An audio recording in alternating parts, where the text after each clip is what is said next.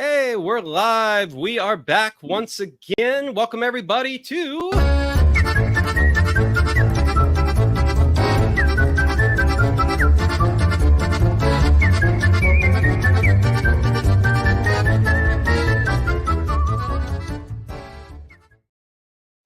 Hey everybody, welcome back. We are back less than or about 12 hours later to the Wine and Comics Pairing Show. And today we have an epic chat with two guest stars, our very first time with two guest stars at the same time. We have Charlie Stickney, the creator of White Ash, Glarien, The Game, and one of the longest titles in indie comics, How I Slept My Way Through College and Other Tales of Freshman Year. And then on the other side, we have Kevin Joseph joining us today, the author of the comic with one of the shortest titles in indie comics history, Tart. That's it. That's all he does. Right. No other credits to his name, just, minimal dialogue and the shortest titled comic out there. He's an underachiever. What can we say? But welcome, Kevin. Right. It's good to have you both here on the Wine and Comics Pairing Show. How are you both doing today? I'm doing great. I really like to leave people wanting more. So you guys have a great night. I'm out of here. You go. All right. Just pop in when Joseph, you feel like it. Yeah. But in all seriousness, he also has Underwars, Potters of Poodles Peak, and Morte. And am I leaving any other comics that you have put out there? Those are the ones that are out. And it's funny, you were talking about how little I do. Morte has one single word in the entire comic. So I really am. Right. You put it that way. I don't do anything.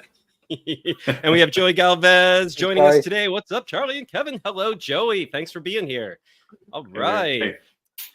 Yeah, so today we are here, Charlie and Kevin. For anyone who does not know Charlie and Kevin, they are I called them the goats on social media today. They're a little OG-ish when it comes to comics and Kickstarter, that they have really adopted that platform for self-publishing and their own indie comics.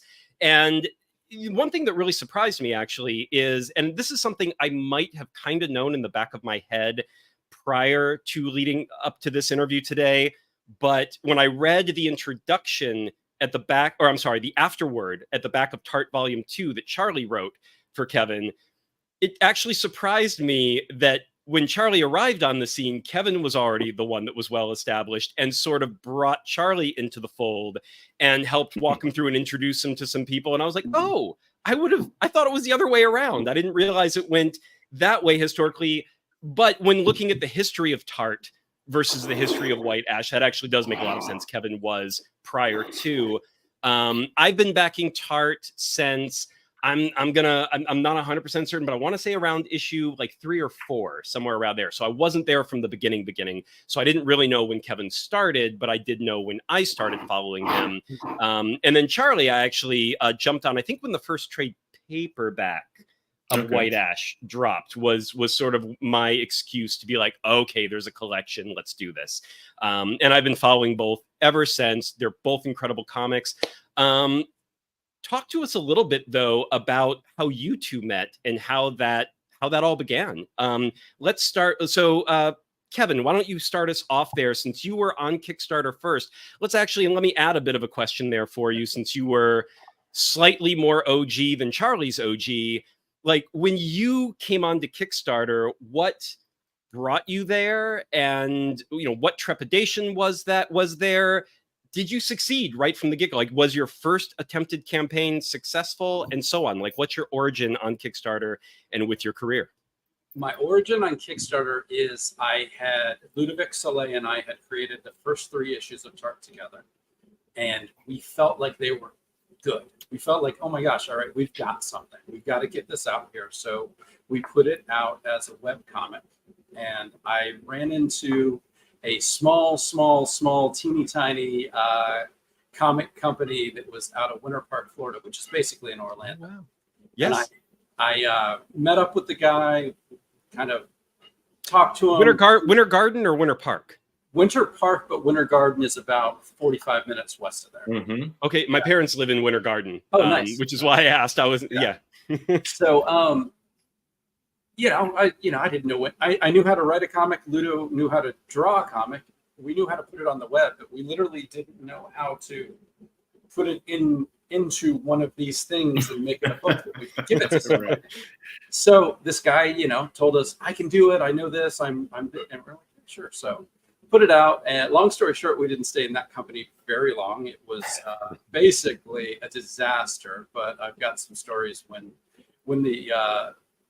it's legal to tell the stories, I'll tell the stories. But so we got out of it. Let's go ahead and book that now. So you'll come back here. Yeah. Go on. 5 years from now, 10 years from now, what's the statute of limitations? Yeah, we're waiting 5 years after somebody's death. But mine maybe. No, we got these books. We've got the first 4 done. I've got the script for 5. We got no publisher now, and I really want to do this. And I had reached out to New York Comic-Con before we left the other company, and I got an email back that yes, we were accepted, and I had 0 books because this publisher I was no longer part of, and I was like, well, should I do this? So I talked to my friend Juan at Creature Entertainment. Should I go to Indiegogo or Kickstarter? I was afraid I'd fail. So you said, are there any fears? Yes, there is. I had a huge fear, and I still have it every time I Kickstart, of standing up in front of everybody and falling flat on my face. You know, that's a fear that gets less over time, but I don't think completely goes away. Does it go away for you, Charlie? The fear of Kickstarter? The fear of failing? No. I mean, yes. And there you have it, ladies and gentlemen. I guess he's like, here's the answer to make you feel better, and here's the real answer. like the answer is I don't worry about failing. I worry about where in the successful range the project is going to hit. Because I've been doing this for long enough that I know I have a dedicated fan base that are going to show for the books that I do. So it's really a question of, is it going to be on the low end of the range of expectations of where I think we're going to hit, which will be a little profitable, or is it going to be on the high range of expectations, which means I can fund 2 or 3 other projects that are in the pipeline and get those going. So for me, it's not, can I make this book? It's, can I keep building the other aspects of the universe I'm looking to do? Great way to reframe that too. But how much can you plot in advance based on this one Kickstarter, essentially? Yeah. So, you know, it's a business plan, and when I get to my portion of things, like that's a big part of, for me, all of this is having a good business plan. So I'm going to toss it back to you, Kevin. And and if anyone's watching and has not backed Kevin's books, you should back it right now. Then come back to this stream and watch it, because they're good, and also make sure that Kevin has no stress. Yes, and we have a Facebook user that just says yo. So thank you for joining us, Facebook user. Thanks, yo. Yesterday, Facebook does not say who you are, so please sound off in the comments who you are, so we can give you that little credit and call you by name. Yesterday it was Charlie. We know it's not him today, so or he's playing a game here. He's at the computer, I suppose. This could be. He's like, I want engagement on my show. God damn it! Here, that's right. Let's pretend there's lots. Why of people, is Charlie actually the goat? And hey, Chris Lawson. Hello, Chris. Welcome. All right, so back to you, Kevin. Well, I have fantasies before each Kickstarter launch, and one fantasy is we're going to sell out of the book in 8 minutes. And the other fantasy is everyone who's ever known my name is, wakes up that morning and forgot I existed. So it always ends up right in the middle of that fantasy, and we always do really good. And I'm happy, but I do have both fantasies before we launch. But I talked to Juan at Creature Entertainment, and I said, I'm a little worried about making the goal. Should I do Indiegogo? Because then I can at least, if I don't, I can get partial funding. And he goes, well, there's more people on Kickstarter, which is still true, but was true at the time. And he said, this is what I tell everybody who wants to run their first Kickstarter. The worst thing a Kickstarter campaign can be is a 30-day free advertisement for your comic. And that reframed failure to me. Right. Failure wasn't going to be that I failed. Failure was going to be all I did was let people know that this comic exists, and they may find out about it later. Right. So we decided to go to Kickstarter. We did a trade paperback to go up to New York Comic-Con, and it was too late to actually know if we were going to be successful. I had to order the books before the Kickstarter ended. So we were successful, thankfully, but around the end, people were like, stretch goals, you should put all of the people's names in the book. And I was like, that's not going to happen. Because we started printing handwrite them on each book. So we that was my first thing with Kickstarter. And it was around when I was going to San Diego that this, especially when you're running a campaign, you see a lot of the other Kickstarters. I do try to pay attention other times. I see this fantasy comic and I go to the video and I click it on, and there is this amazing trailer about this Pennsylvania town called White Ash. I'm like, what is this? This looks cool. These people know what they're doing. And then I looked at the art. Yeah, I've got it. So I backed it, not knowing Charlie at all. But it just from the presentation of the Kickstarter was so strong. I was like, I need to find this out. And then, 3 weeks before San Diego, I think Charlie reached out and said, hey, I'm going to be there. Where are you going to be? And I gave him the booth number. And I think Charlie can take over from the meeting at that point. Well, I think Kevin was also very foolish or brave to let me know where he was going to be physically. Hey, stranger on the internet, you can find me here. Right. Who's into comics, no less. That's right. Yeah. That's right. I certainly said yes in the convention. I did not meet him out for a drink. I would do it now. Everyone in comics is normal. Of course it's safe. Yeah. Yeah, no, for me, I had been working in various aspects of the film and television industry for a while. But way before that, when I was in college, it was like one of those two roads. Am I going to go down the road of comics? I interned at Marvel. I was thinking I'm going to just move to New York City. I'm going to be a comic book writer, live in Brooklyn with some of my friends, and also be an inker. Like that was path A. Yeah. And I was also a film major. And so then I got a job offer from an alum out in Los Angeles working with the Cannes Film Festival. And I was like, okay, I'm taking path B. And so I ended up in Los Angeles and basically did, I like to say, everything but porn. Because that's what you do when you move out here and you're like, 100%. I'm peeing on this. Okay, it's an erotic thriller. As long as I'm not in the shot, it's okay. It's experience. You're like, right. Whatever it is, like you're doing that and you're making connections. I thought I was going to act, write, direct, dance, and so do all of that. And so I was living that life, and I was fortunate to have some good success over the years doing many different things. I worked in animation, I worked in feature film, and I also worked as an editor for a while, which helped me create the Kickstarter videos that Kevin liked, because I had just been in that world. And like over, between like 2010, like 2008 to 2012, there was a big shift in the entertainment industry, which was going away from features being the creative place where people wanted to play to television, right? Yeah. Unfortunately, I had spent most of my, cachet building up connections in feature films. And, and then I had a kid, and that takes you out for a little bit. And I came back and I was like, I don't know anybody in the field that I want to do things in. That's not ideal. But I had these great ideas, and I was running up against that place where, and I'm sure that you guys have seen this before, where they're like, well, if it was based on something, we'd love to make it. And it got so frustrating for me. I thought, why am I banging my head up against the wall trying to, sell people these ideas that I know are good? Why don't I just go make them? And so, that's, I made the transition to comics. And at the time I was thinking, it's that thing where if you only go halfway in, you're going to make a bad adaptation of a script. But I was like, I'm just going to make some good comics. And thankfully for my time in animation, I was able to find Connor Hughes, who's this fabulous artist.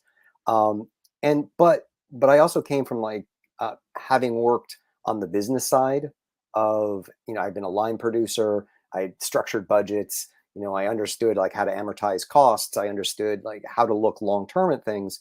And so I started looking at the comics industry when I first, was coming back to it, because thought A was, I'm going to get a deal at Image or at Dark Horse, and we're going to, set up White Ash as a comic there, and I'm going to do 60 to 100 issues, and and make a TV show, and we'll do all of that, and it'll be great. Career made.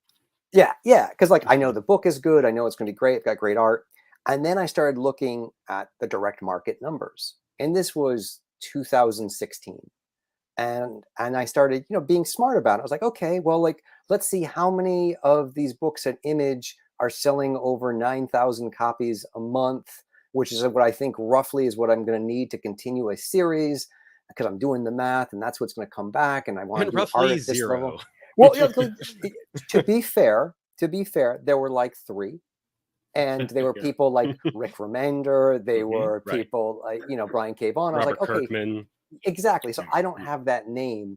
And then I went back and I looked over a course of 2 years to see how many people hit that metric for a series. And like every year you might have one new voice coming to Image that might have a series that would break out. And I was like, those are terrible odds, like just terrible. And so then I thought, okay, I'll go start looking at some of these publishing deals. And I realized that publishers were doing like 4 to 8 issue miniseries at most. They took all the rights. And I said, okay, so this is a horrible idea too. So what do I do now? And that's what led me to Kickstarter. And then I put that same focus on it. I was like, okay, what's realistic here? Are there good comics being made here? Because that was the first metric. I wanted to make sure whatever I was doing was surrounded by equally good product.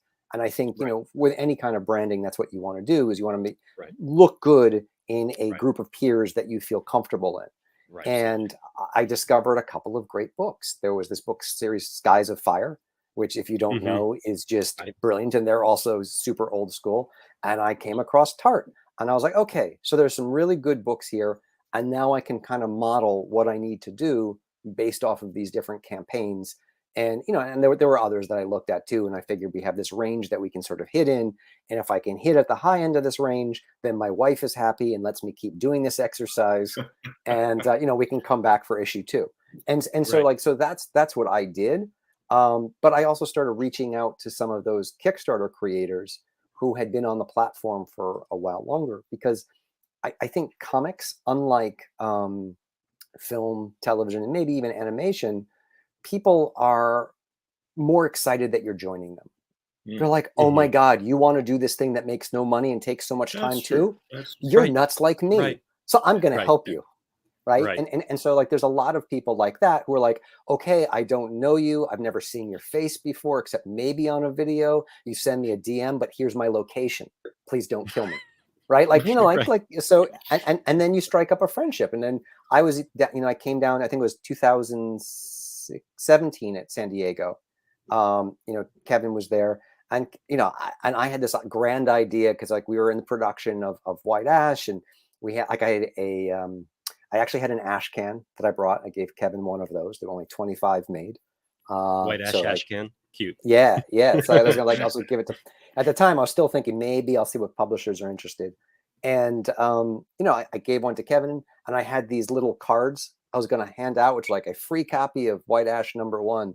And I was doing that on the floor of the con until the security came up and said, if you keep doing this, we will take your badge and kick you out into the street. Oh, wow. At which point Kevin said, oh, you can put these on my table. So again, he had just met me and was already like, if you want to advertise your book on my table that I paid way too much money for in San Diego, go for it. So like that was, we've almost paid ourselves back for that trip, so it's fine. two more years and we're going to be in the black on the San Diego. That's right. When I got cutesy for the thumbnail for this video and put you both at seemingly the same table, I'm like, oh, I didn't even realize you actually did that. There you go. But great. Well, that is the history. And he handed me that comic, and I hadn't read it yet because the White Ash Kickstarter hadn't been delivered yet. San Diego Comic-Con is 5 days, or is it 5.5 days? I know it's a long, like 3 weeks. Feels that way. So I think it was like Saturday night, and everybody I was with wanted to go out. And I'm like, I've been talking to people for 16 hours a day, and then I've been going out for the next 6 hours. I'm like, I want a night where I don't have to speak to anyone that's not a waiter. A waiter or waitress, I will tell you what I want to eat, but I don't want to speak. I don't even want to see a human. So I took it back to the hotel. I grabbed this comic. I ordered myself a dinner.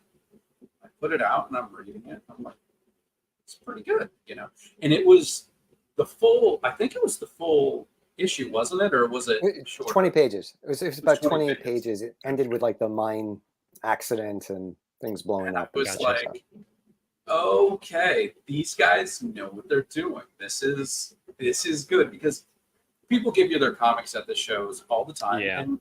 And sometimes they're great, and sometimes it's really awesome that people put all of their heart into making something. Absolutely. Is how I'm going to say it. Absolutely. So when you get something that speaks to you, it's just like, yes. And so I think I immediately messaged Charlotte like, hey, man, I don't know if you know this. This is effing good, and then I handed it off to Chris when he got home. Like, you got to read it; it's good. And I had done that with Skies of Fire too at a New York Comic Con. Like, Chris, you got to read this; it's good. So it's always awesome to be able to do new, great. Patrick, good to see you, buddy. Patrick, great comics on the team. And I back Tart. So should you? Yes, very nice. We agree with that, Patrick also, as well.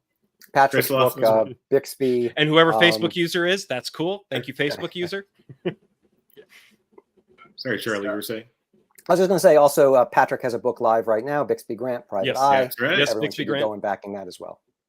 Yes, and if you want, we had Patrick on yesterday. That is on the live section of our YouTube channel. So if you want to go take a look at that interview and get all the details on his Bixby Grant, please do that. That is up right now. And yeah, it's interesting because Kickstarter is one of those things, self-publishing is a term that has like a lot of negative connotations from back in the day, from pre-crowdfunding days.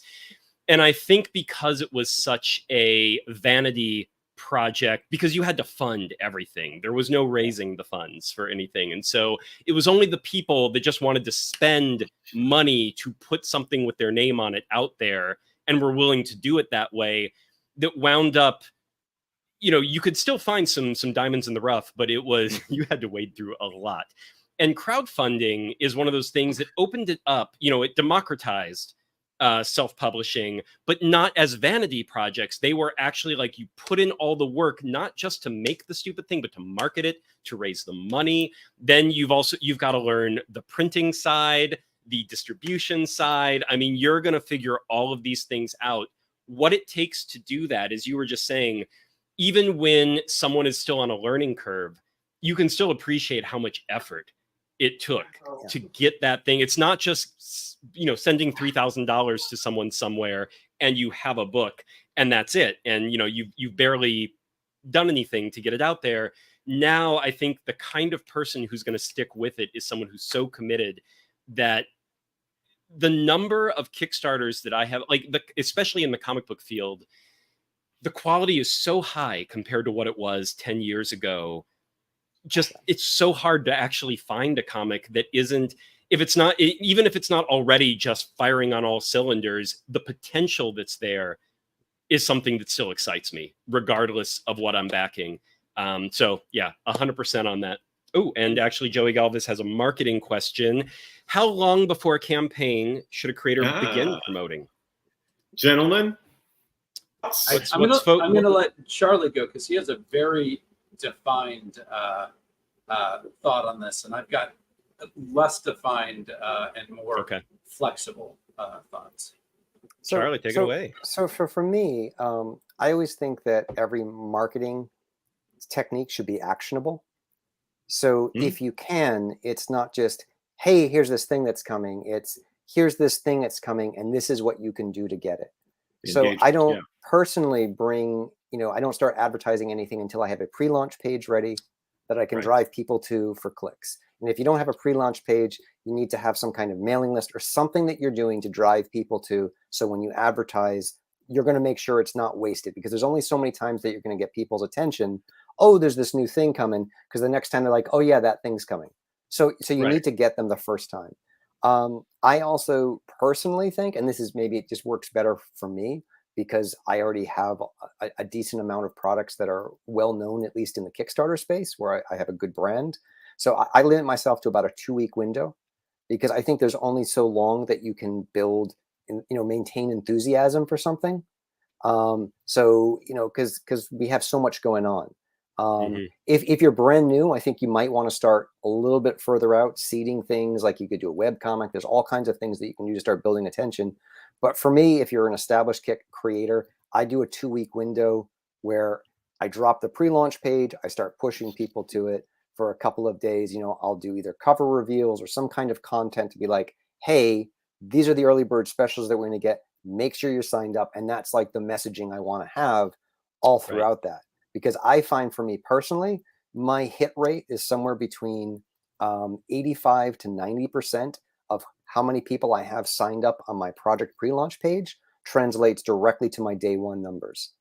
Wow. So, you know, if I had 1,000 people sign up on the pre-launch page, I'd have a day one of 900 to 850. And that's been pretty consistent, you know, since they started doing the pre-launch page. Cool. And on the topic of brand new creators, what is too long? Do you like, are you talking like 4 to 6 weeks, or like where in just in your gut, where do you think that cutoff probably it lies? Well, at the end of the day, it's like, what is your strategy? What is your strategy for branding? You know, what is your product? All of these things tie together, because if you have something that you're trying to market to a particular group of people, even if you're not marketing to them yet, you might want to start becoming, you know, you as a creator being known to this group. If it's a horror thing, you're starting to join horror communities. So when you eventually have that horror project, even though this can be something very utilitarian, you can join these groups months ahead because you know you're going to be releasing that comic and start making friends there or whatever you want to do. But I think so, like, there is that sort of runway. But you only have so much time, again, that you can get people's attention, and you need to make sure you're getting the right people. So like, I think like that early energy is figuring out who your groups are that you're going to try to market the thing that you're making to, making sure that you have some kind of awareness with them. You know, and then like, and honestly, and this is the hard thing. Like, there are, I saw this morning. It's like 342 projects live on Kickstarter right now, right? Which is maybe the most it's ever been. It's definitely right around the highest it's ever been, at least for this time of year. Because I think with the direct market imploding, and it is imploding right now, and that's not my comics' ending speech. I think we need some implosion. We need some publishers to go away. We need to trim the amount of content that's in the direct market. The same thing probably is going to need to happen on Kickstarter. And so I think there's going to be a little bit of market contraction on Kickstarter, because so many people have run and have heard about the gold mine of Kickstarter and are now trying it. And so we're just going to have this, there's a little bit of a bubble right now. And I think if you have a product that has a brand like Kevin does, or like I do, you're going to be fine. You know, you may find your numbers regress a little bit in the short term, but long term, you're going to ride this out. And maybe these new people coming in will help you out. But I think long term, we're just going to lose some of the people who have rushed to this Kickstarter gold mine as well. Right. Well, and the backer pool needs to grow, because if you're going to grow the number of people who are trying to launch projects on Kickstarter, the backer pool has to grow as well. And it does seem like part of the struggles, because we've noticed the word of mouth on Kickstarter right now for the last couple months is that the projects are struggling, not so much just to fund, but like, you know, we used to be able to go, most creators used to be able to get a certain amount over their minimum, and now they're struggling just to hit their minimum or just a little bit over. So plainly, yeah, the backer pool can't stretch as far as all these projects are going, and so everyone's having to get more selective, and that definitely seems to be the case. I'm going to put the question back on screen here. Kevin, if you want to give your version, but let me put that question on screen so everyone knows what we're talking about. Absolutely. Now, this is not for a first-time person. This is somebody who's been in it. I'm just a little bit, I can ease it a little farther than Charlie. I think you could have your pre-launch page up 3 weeks, 4 weeks. I wouldn't do it more than a month. I don't think there's any problem with only doing it 2 weeks. But personally for me, I always, between launch to launch, I'm always teasing when I have something to tease. I'm not marketing, I'm teasing. So if Ludo drew page 6 of a 24-page story, I know I'm not kickstarting this for months. Right. But there's one panel that isn't giving anything away and gets somebody excited, I'll put that up. Just it reminds the people that Kevin and Ludo are still alive. They're still making this thing that I like. So if you're talking intense marketing for a Kickstarter, I agree with Charlie. But I also think you should always kind of what's that proof of life with a hostage? You should always be giving proof of life of your book. We could go there, sure. It's still coming. It's still coming. We're making it. And I think it has kept the people who like my books with me, even though there can be long stretches where, you know, Lido has to take a 3-month illustration project that pays him 4 times what I pay him. Yeah. I'm not trying to talk him out of taking that job because that's not my right. But now I have to make sure people still remember who we are when he can come back and do the issue. You know what I mean? Right. If you're coming to you're starting your brand, you're building your brand, I just make it as good as you can for as little as you can, because you're going to be looking at 50 to 100 backers, and that's a huge success on a first campaign. Because you just can't, you don't have those people coming back. And the opposite of the direct market, you start growing on Kickstarter about your 3rd, 4th, or 5th issue, because people have read your books and know you deliver, and they trust you. Well, the first time they meet you, they're like, well, it seems cool. Like Charlie, it seems cool. I'll give it a back.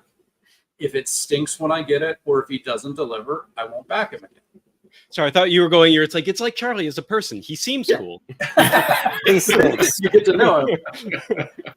But he proved to me that he could write a book. He had an artist who was amazing, and he delivers. Yeah.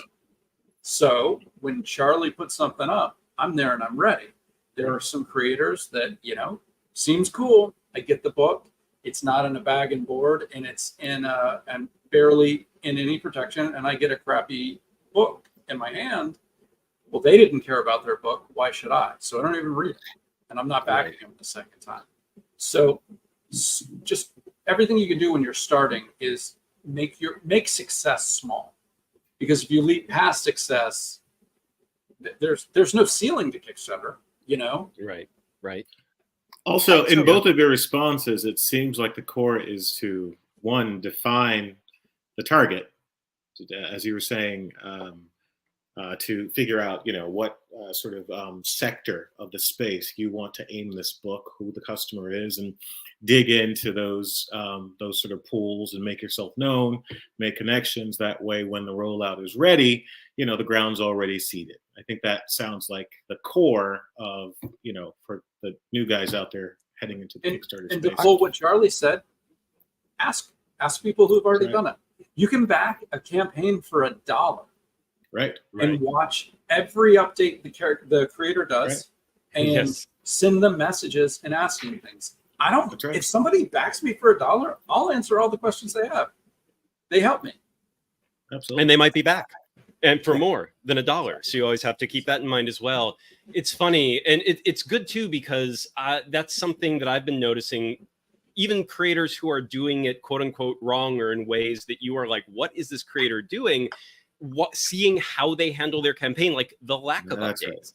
You know, the campaigns that go up and they send like one update in the middle of the campaign, then they go silent. The campaign is struggling, so they've almost, you can kind of tell they've checked out, kind of a thing, where they're letting it run down, and they're already basically in despair, and they're not really giving it the all. And you can see that in action and then see the result for that. So it's always good, like one way or the other, whether you see a campaign where you're like, this is everything I want to do, or see the results on the other end where you're like, oh, okay, so you have to be engaged, because if you check out, all the backers check out with you, and nothing happens with the campaign anymore.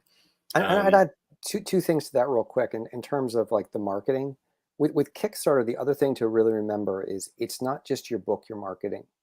It's, you know, it's you as a creator that people have to invest in. And so even if you don't have content, a new issue in between your 2 Kickstarters, you can still build the other side of the brand. So who are you as a creator? And I hate to push people to social media because it's horrible. But like, what kind of brand are you building there? Because you can build more awareness for you, because there are 2 reasons people back Kickstarters. They either want to support the creator, or they want to support the content, you know, because they want that book. Sometimes those things overlap, but you see the people who are most successful, it's because they have both of those things. And then, like, in terms of the amount of titles on Kickstarter, this is the one thing that's different now than it's ever been is it used to be kind of a correlation when, when the more campaigns that you had, the more backers you had, because each campaign brought more backers. And so so theoretically it should have been this expanding bubble.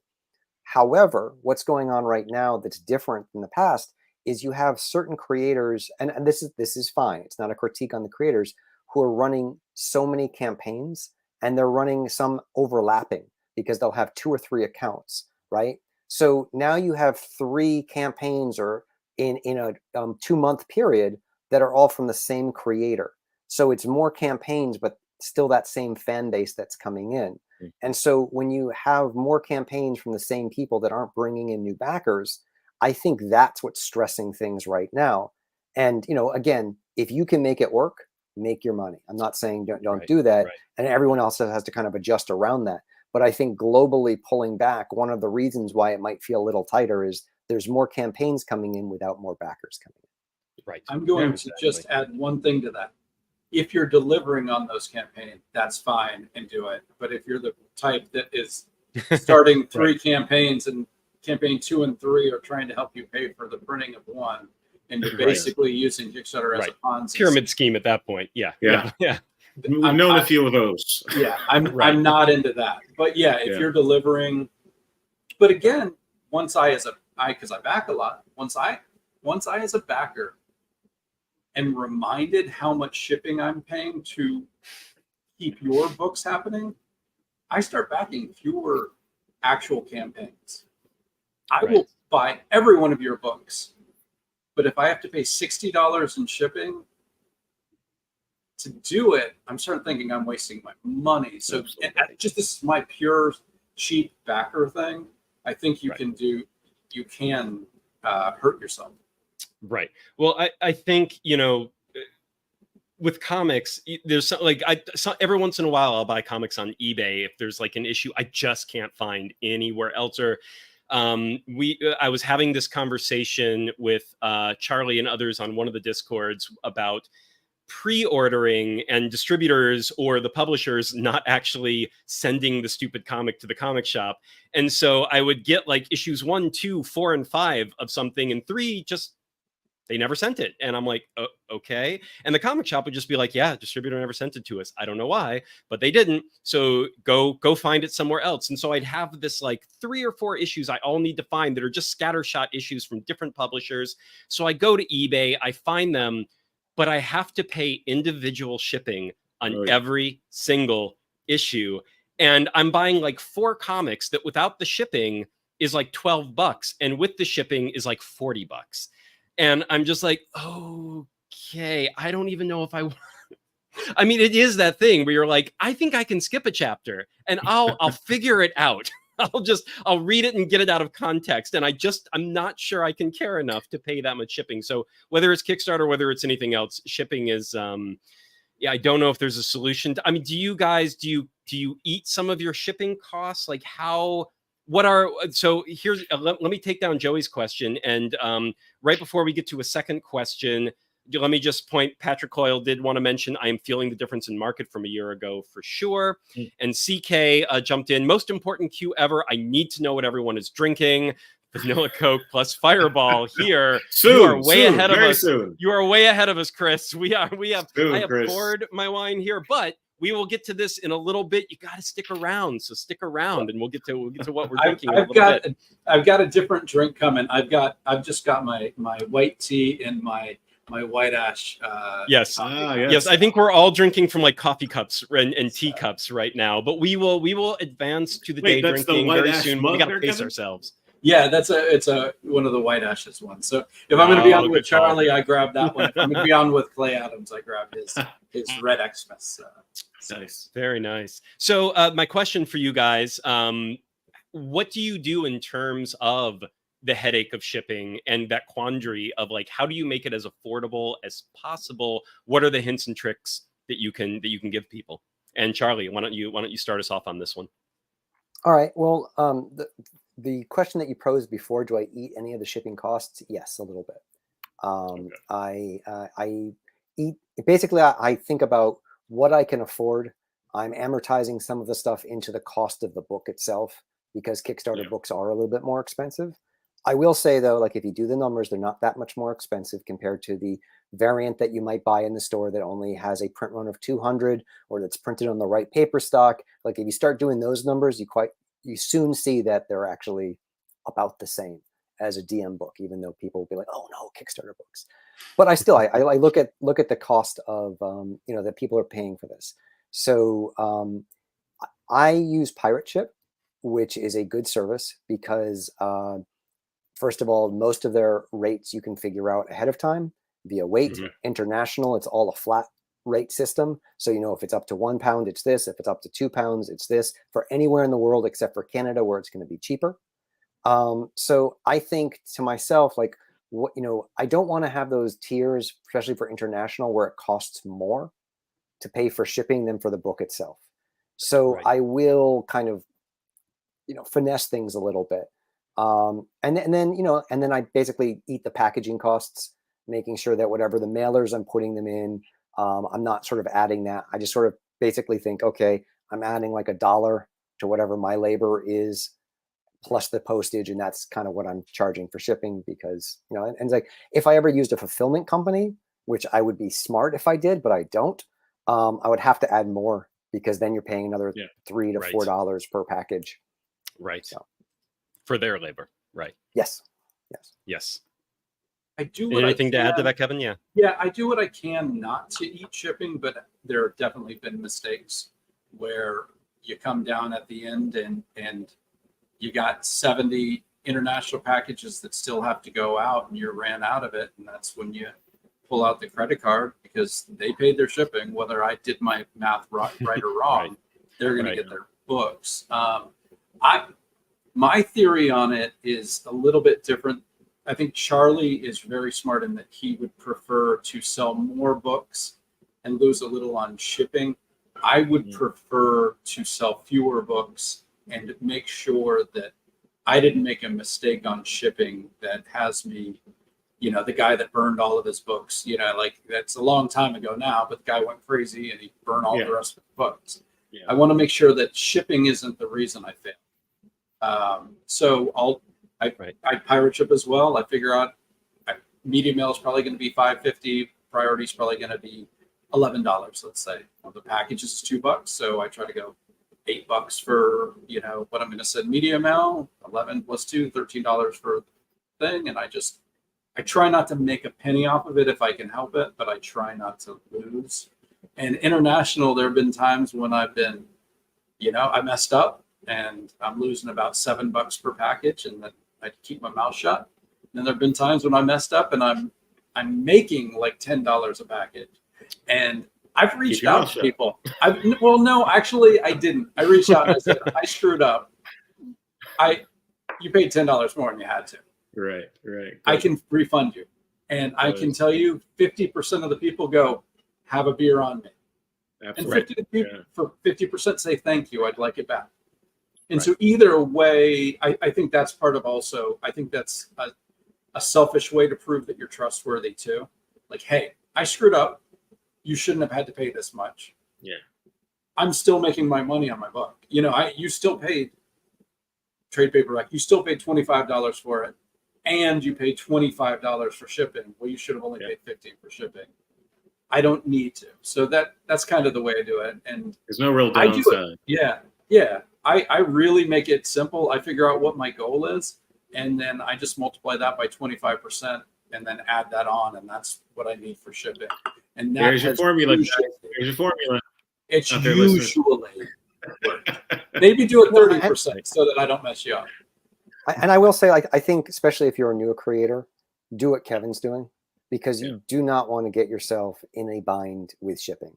I have the luxury because I have this fan base that I know will show up. I know will be making X number of dollars because for me, it's where is that profit going?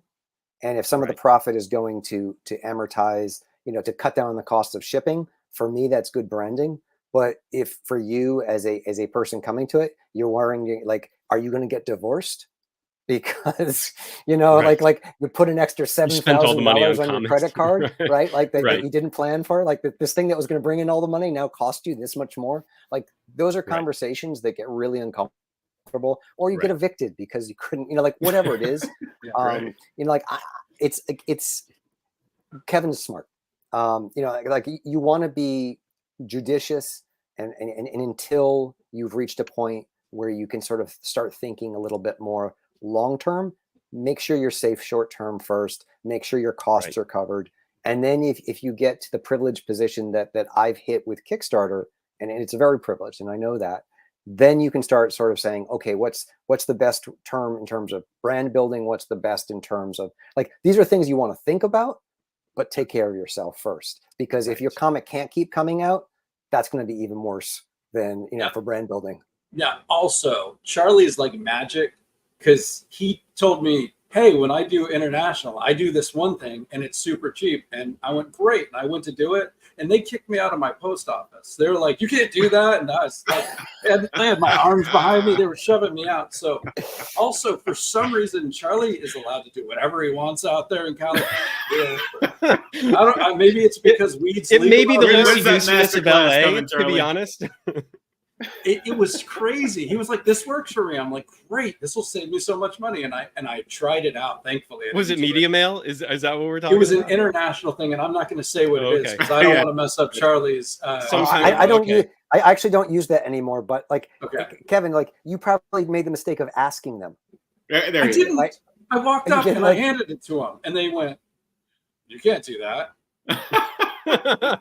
but I was testing this trick, it. So. This trick that I did was literally, I tried to mail it this other way, and the guy at the post office said, hey, it would be a lot cheaper if you did it like this. I was like, can I do that? And he was like, yeah, just do it like this, and we'll just send it under this envelope rate. I was like, okay, great. So like, it's my I'm wondering if that's like an LA vibe, like, the people at the post office here that's are an just like, right there. Let us save you some money. We know the cost of living here. It's okay. In Florida, they're, more like, we have rules. I thought the whole thing about Florida man was there were no rules, but our post office. Well, I think they don't trust. I think Florida people don't trust other Florida people. They're just sort of like we're all crazy here. We're not letting you get. We're not going to let you get away with shit because you guys, you're all going to try to do my post office just laughing my ass off. I was like, thanks, Charlie, for your great idea. They're also. I'm sorry. Like honestly, my post office is like, what are these books? And I'm like, oh, it's this. And they're like, oh, that sounds great. So I've given copies to everyone in the post office, and they're all fans. So again, you gotta. Well, and I think that's the thing. Like LA, we're used to like the starving screenwriter trying to send copies of their script out somewhere, or submit to a competition. Like they're used to people right at the poverty line, desperately trying to do creative things, right? And so they're like, we're not going to bust your ass. It's I did go there in my tuxedo and top hat with a cane. All right, that might be the problem. All right, my good man, please. One more time here, Kevin. Let's give the people your formula one more time as a baseline. Go through that. At one point, I looked at it and I realized I was paying 22% in shipping on average for like 3 campaigns. Like if I made $10,000, my shipping was costing me $2,200, or it was 22%, over and over and over again. So what I've started doing is, if I know I have a $10,000 goal, I just put $2,500 as my shipping, which makes it $12,500, and then I put on some cushion that I call my Kevin is an idiot cushion. There you go. Like $500, and that kind of eats up those stupid mistakes that I do, and I think a lot of people do. Yes. Where, I've heard a 10% contingency is something that you should just always put into whatever you're factoring. There was a campaign that Charlie pointed it out where somehow I was charging like $5 less for that than I wanted on day one. And I was able to stop it at 30 backers. Okay. But I just let people have it because I'm not going to ask people not to back now. When I was like 30 times 5, $150, that's within my Kevin is an idiot cushion. Cool. We're good. Awesome. So And my cushion and Charlie's shipping are probably the same thing. We just think about it. That's right. And in terms of is pirate ship the thing that Kickstarter now has as their own internal sort of partnership No. thing? That's a different They're partnered with ShipStation. ShipStation, right. ShipStation, Which some people do love, but international, I don't think it's as good.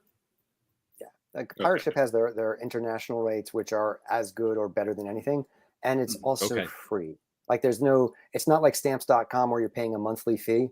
Like you can today go create an account, never use it until you have a package that you want to mail to a friend, and then get better rates than you would get through the post office, and just do it like 1 or 2 times a year. Just save it for the holidays. Right. That's cool. That's good to know. We have another question here from CK. If you were just beginning and you were trying to keep costs down, except for maybe 2 to 3 variant covers, what add-ons have you found to be the most beneficial, and which add-ons should you avoid? Good Kevin, you want to jump off on this one since we started with Charlie last time? Well, my best advice, going back to my mistakes before Kickstarter, is you need to keep it simple, stupid. You're trying to bring a book to life. You just put all of your budget into making that book. Don't try to do t-shirts. I've got this out for when I decide. Don't go, I'm going to do a show at a college. I'm going to print out 600 of these glasses because I'm sure they'll all sell. I still have a couple. So I would say, instead of keep the book as the star of it, and I'm not going to steal Charlie's thunder when he talks about his swag, but I know he'll talk about the swag. Keeping everything you print, you have to put into your goals. So if you print, stamps, not stamps, stickers are cheap, $50. Okay, that's not bad. Enamel pins, you're looking at hundreds of dollars adding to your goal.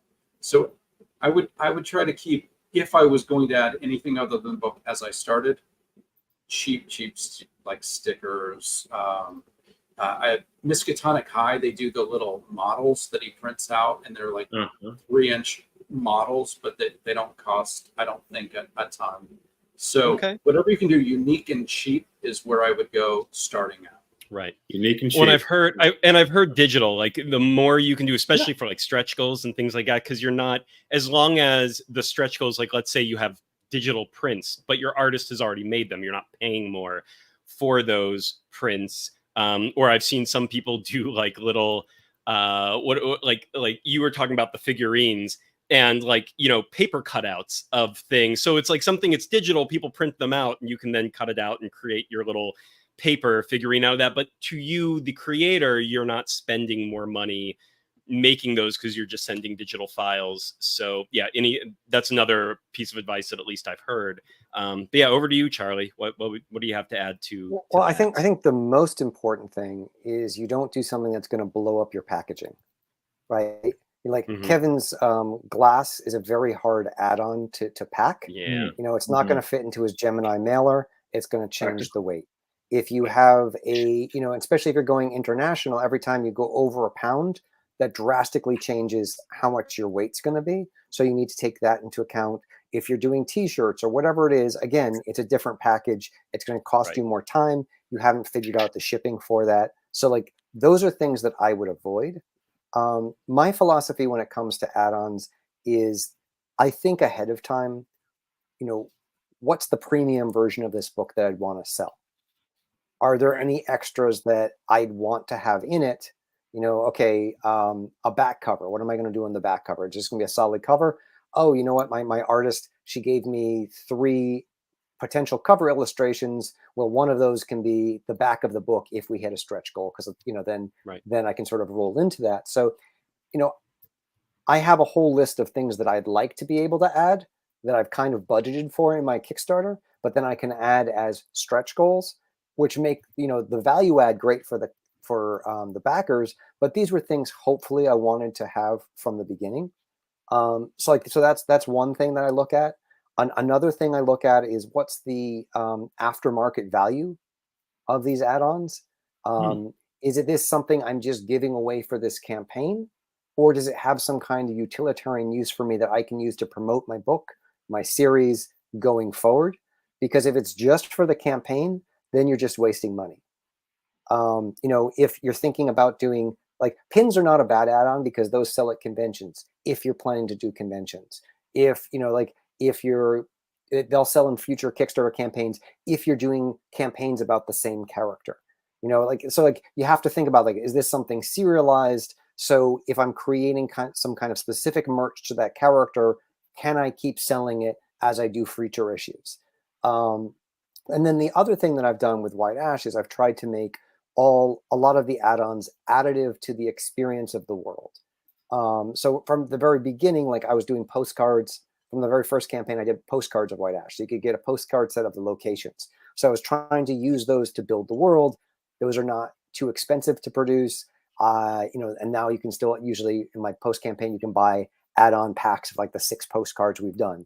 Maybe just add one each campaign. I've done trading cards that eventually I sort of rolled into, you know, printing out a deck of playing cards. Like, so I'm thinking long-term about these things, you know, amortizing costs, building my world, making sure I don't blow up my packaging, and making sure that these things are either items I can sell long-term, or like when I transferred from White Ash from Kickstarter to originally going to the direct market, I had a whole bunch of swag I could send to the retailers as incentives they could give to potential customers to try to get them to pre-order White Ash from their stores. So like I could say like, hey, do you want posters? Do you want bookmarks? Do you want all this stuff? I will give it to you, you know, for anyone who, and so like, and I would just send them a care package. So like making sure it's not just ways to burn your money, it's ways to invest your money.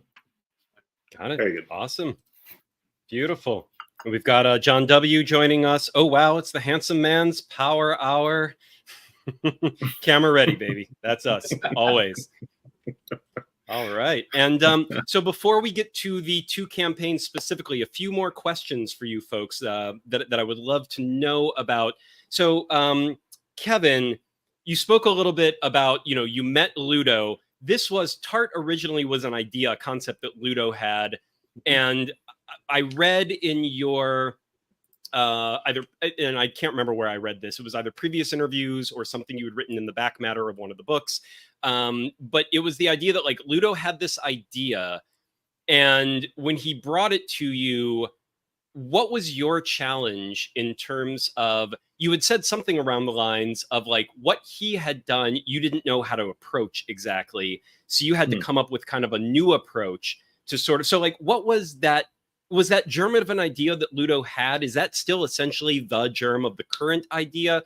Or did that transform into what Tart currently is? And we're going to get a little more into our take, me and Dallas's take on Tart, but one thing that's always fascinating about Tart, and I think Charlie nailed it on the head with that afterword that he wrote, where it's just like, you don't know what the next issue is going to do whatsoever. Like every time you're reading Tart, you're like, as soon as you think you have a grip on the story, you go into the next issue and you're like, I'm sorry, where the fuck are we now? What is happening? Like, what is this story? And why are we here? And now what's going on?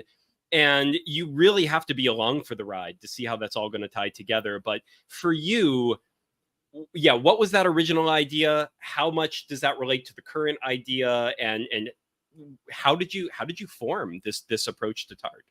So when you've got a TV show, a comic, you've got a concept and you've got a story, right? Right. Concept is very true to what Ludo wanted to do and was doing. Story is very different. Okay. Ludo loves drawing sexy, fun, cute girls, women. Right.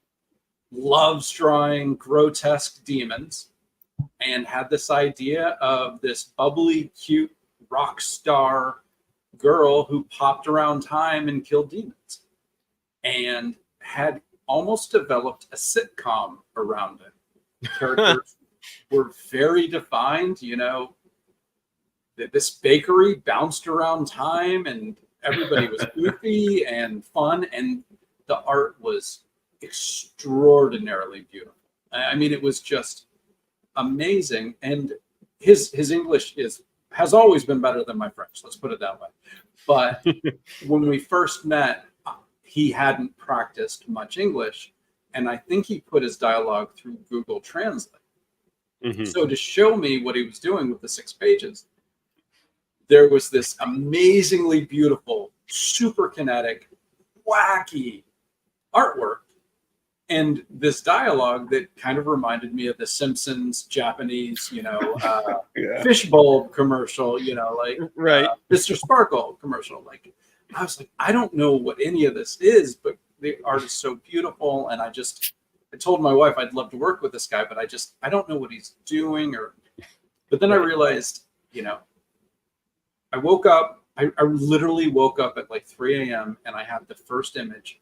Well, if these girls pop around time and place and there's a demon they have to stop, what if they didn't know where they were or when in time they were? Okay, now I can tell the story as a detective story. Well, I know how to do that. I didn't know how to do a wacky sitcom bouncing around time where they killed demons. I just couldn't ever get my head around that part of the concept. But the part of, name a time, name a place, and name a demon. What are they doing?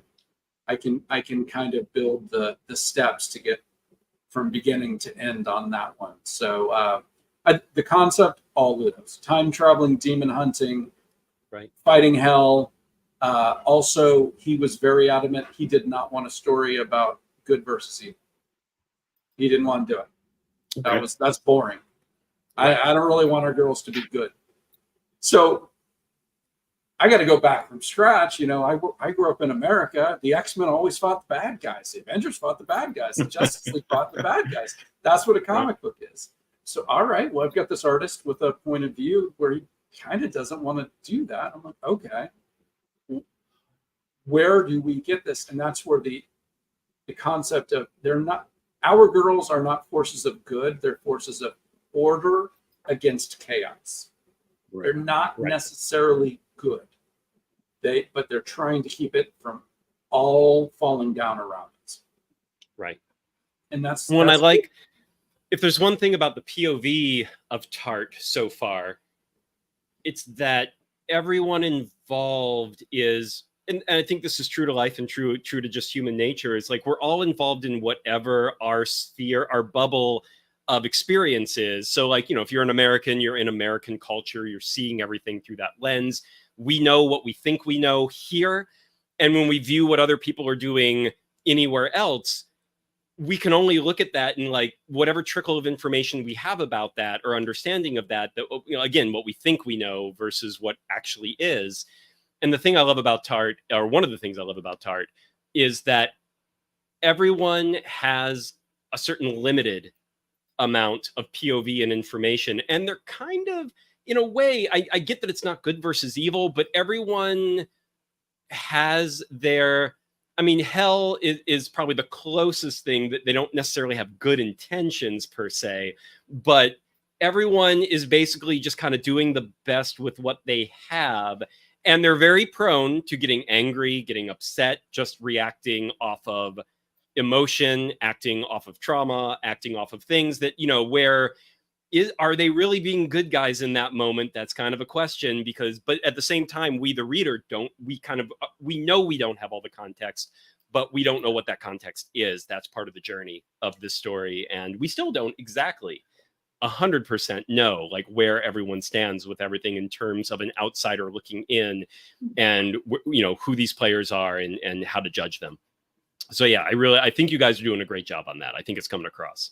It's one of the fun things about writing it is if Gloom Tangerine, a girl who grew up in 1800s Russia, where 3 out of 5 children born died in their crib, she doesn't have the belief that all life is sacred that Tart has. Right. Because none of Tart's friends growing up died. So the thought of a friend dying is just astonishing to Tart, and she can't let that happen.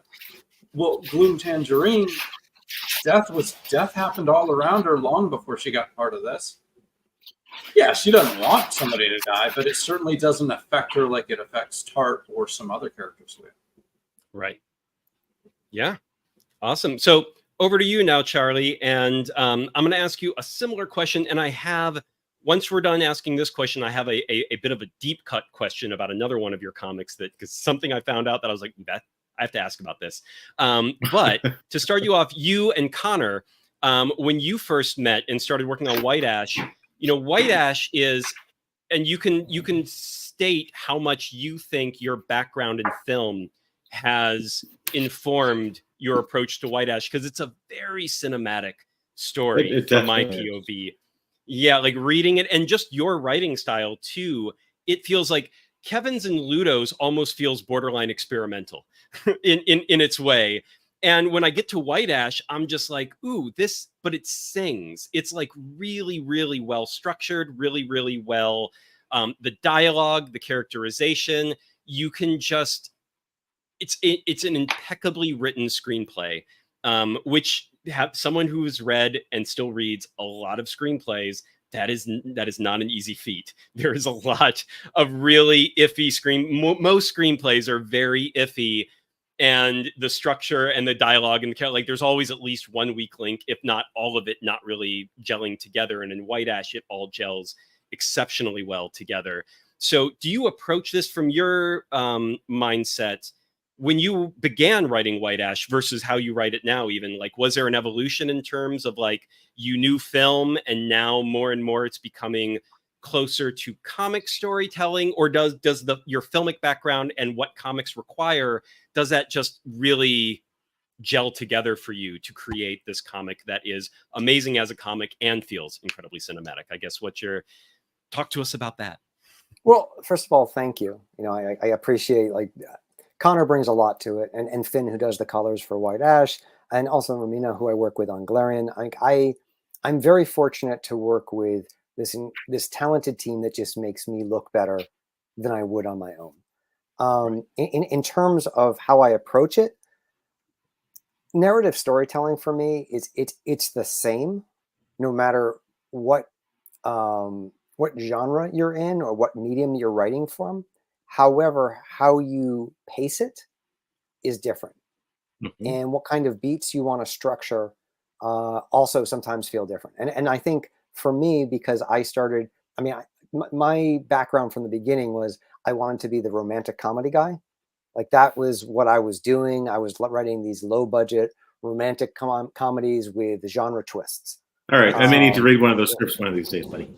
Yeah, anytime. But like that was like I had this one script about a guy whose cell phone started calling 6 hours into the future, right? And nice. It became a love triangle between himself and his future self, who had kind of already lived through things. And it was sort of this examination of a character who was having trouble, forging his own destiny, because he was always getting the information. And so and it stars Harry Connick Jr. and Reese Witherspoon. It could have, I was very much in that Click serendipity Groundhog Day kind of thing. Right. We almost made that one. Like, it was set up at this Irish production company. Then the Irish economy crashed. We shot like 3 scenes of it. But that was my background.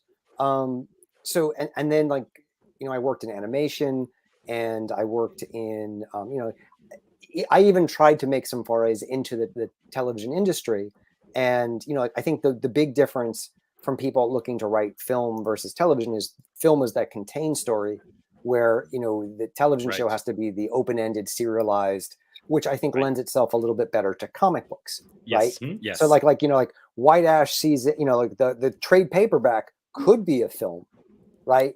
But White Ash, the series, could be a television show. Right? Well, and I was going to say the Glarien stories are starting to feel much more like television, being the spin-offs and being the building upon what White Ash basically laid down as that contained story. So reading Glarien, we'll get to Glarien Origins specifically in just a minute, but just as the one thing I'll note, that felt like your television series, where I'm like, oh, but but go ahead. We'll get back to that. And just for anyone who is watching this, White Ash, the basic quick pitch is Romeo and Juliet meets Lord of the Rings in rural Pennsylvania.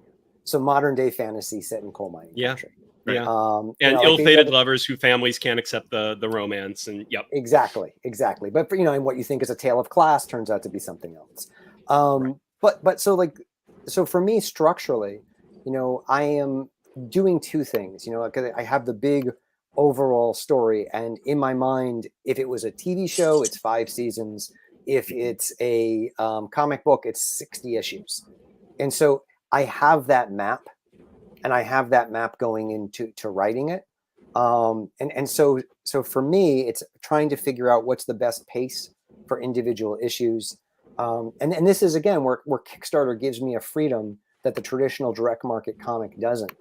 Because if you read the Kickstarter versions of White Ash versus even the Scout version, which was if you have the Scout paperback, Dave, it's a different experience than the original Kickstarter, because the original Kickstarter, White Ash, was a hardcover. The first arc was 4 chapters. And so the first issue was a 52-page book. Because I wanted it to really get into the world. I didn't want to have to rush it. And I think sometimes, when you have 20, 22 pages and you're trying to establish everything and sort of tell a story, like when you think about a television pilot, traditionally, if it's even one of those faux serials, the job of a television pilot is to introduce the world, it's to tell a full story and set a template for all the episodes that are to come, right? It's got which is one of the reasons writing a television pilot is insanely difficult, because you're trying to fit all those things together. It's never as good as where the series goes. You always have to I mean, the creators aren't as embedded with the material. They just haven't had the time, and no matter how good the pilot is, they will get better because they're just spending so much time in that world and with that story. But and I feel the same way for me with White Ash. The wonderful thing that I've been able to do with it is kind of look at this as if I was a TV show. I've been developing it for 6 years now, right? And I've been able to see what works. Oh, this character Glarien that everyone loves, maybe she should have her own thing.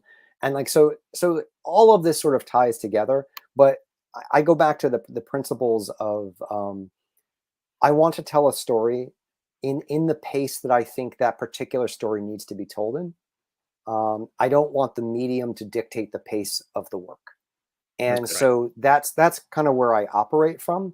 And so more like streaming series where each episode can be 66 minutes or 26 minutes, and you're okay. but if that's done right, it's for a reason, right? And so I am, I do that.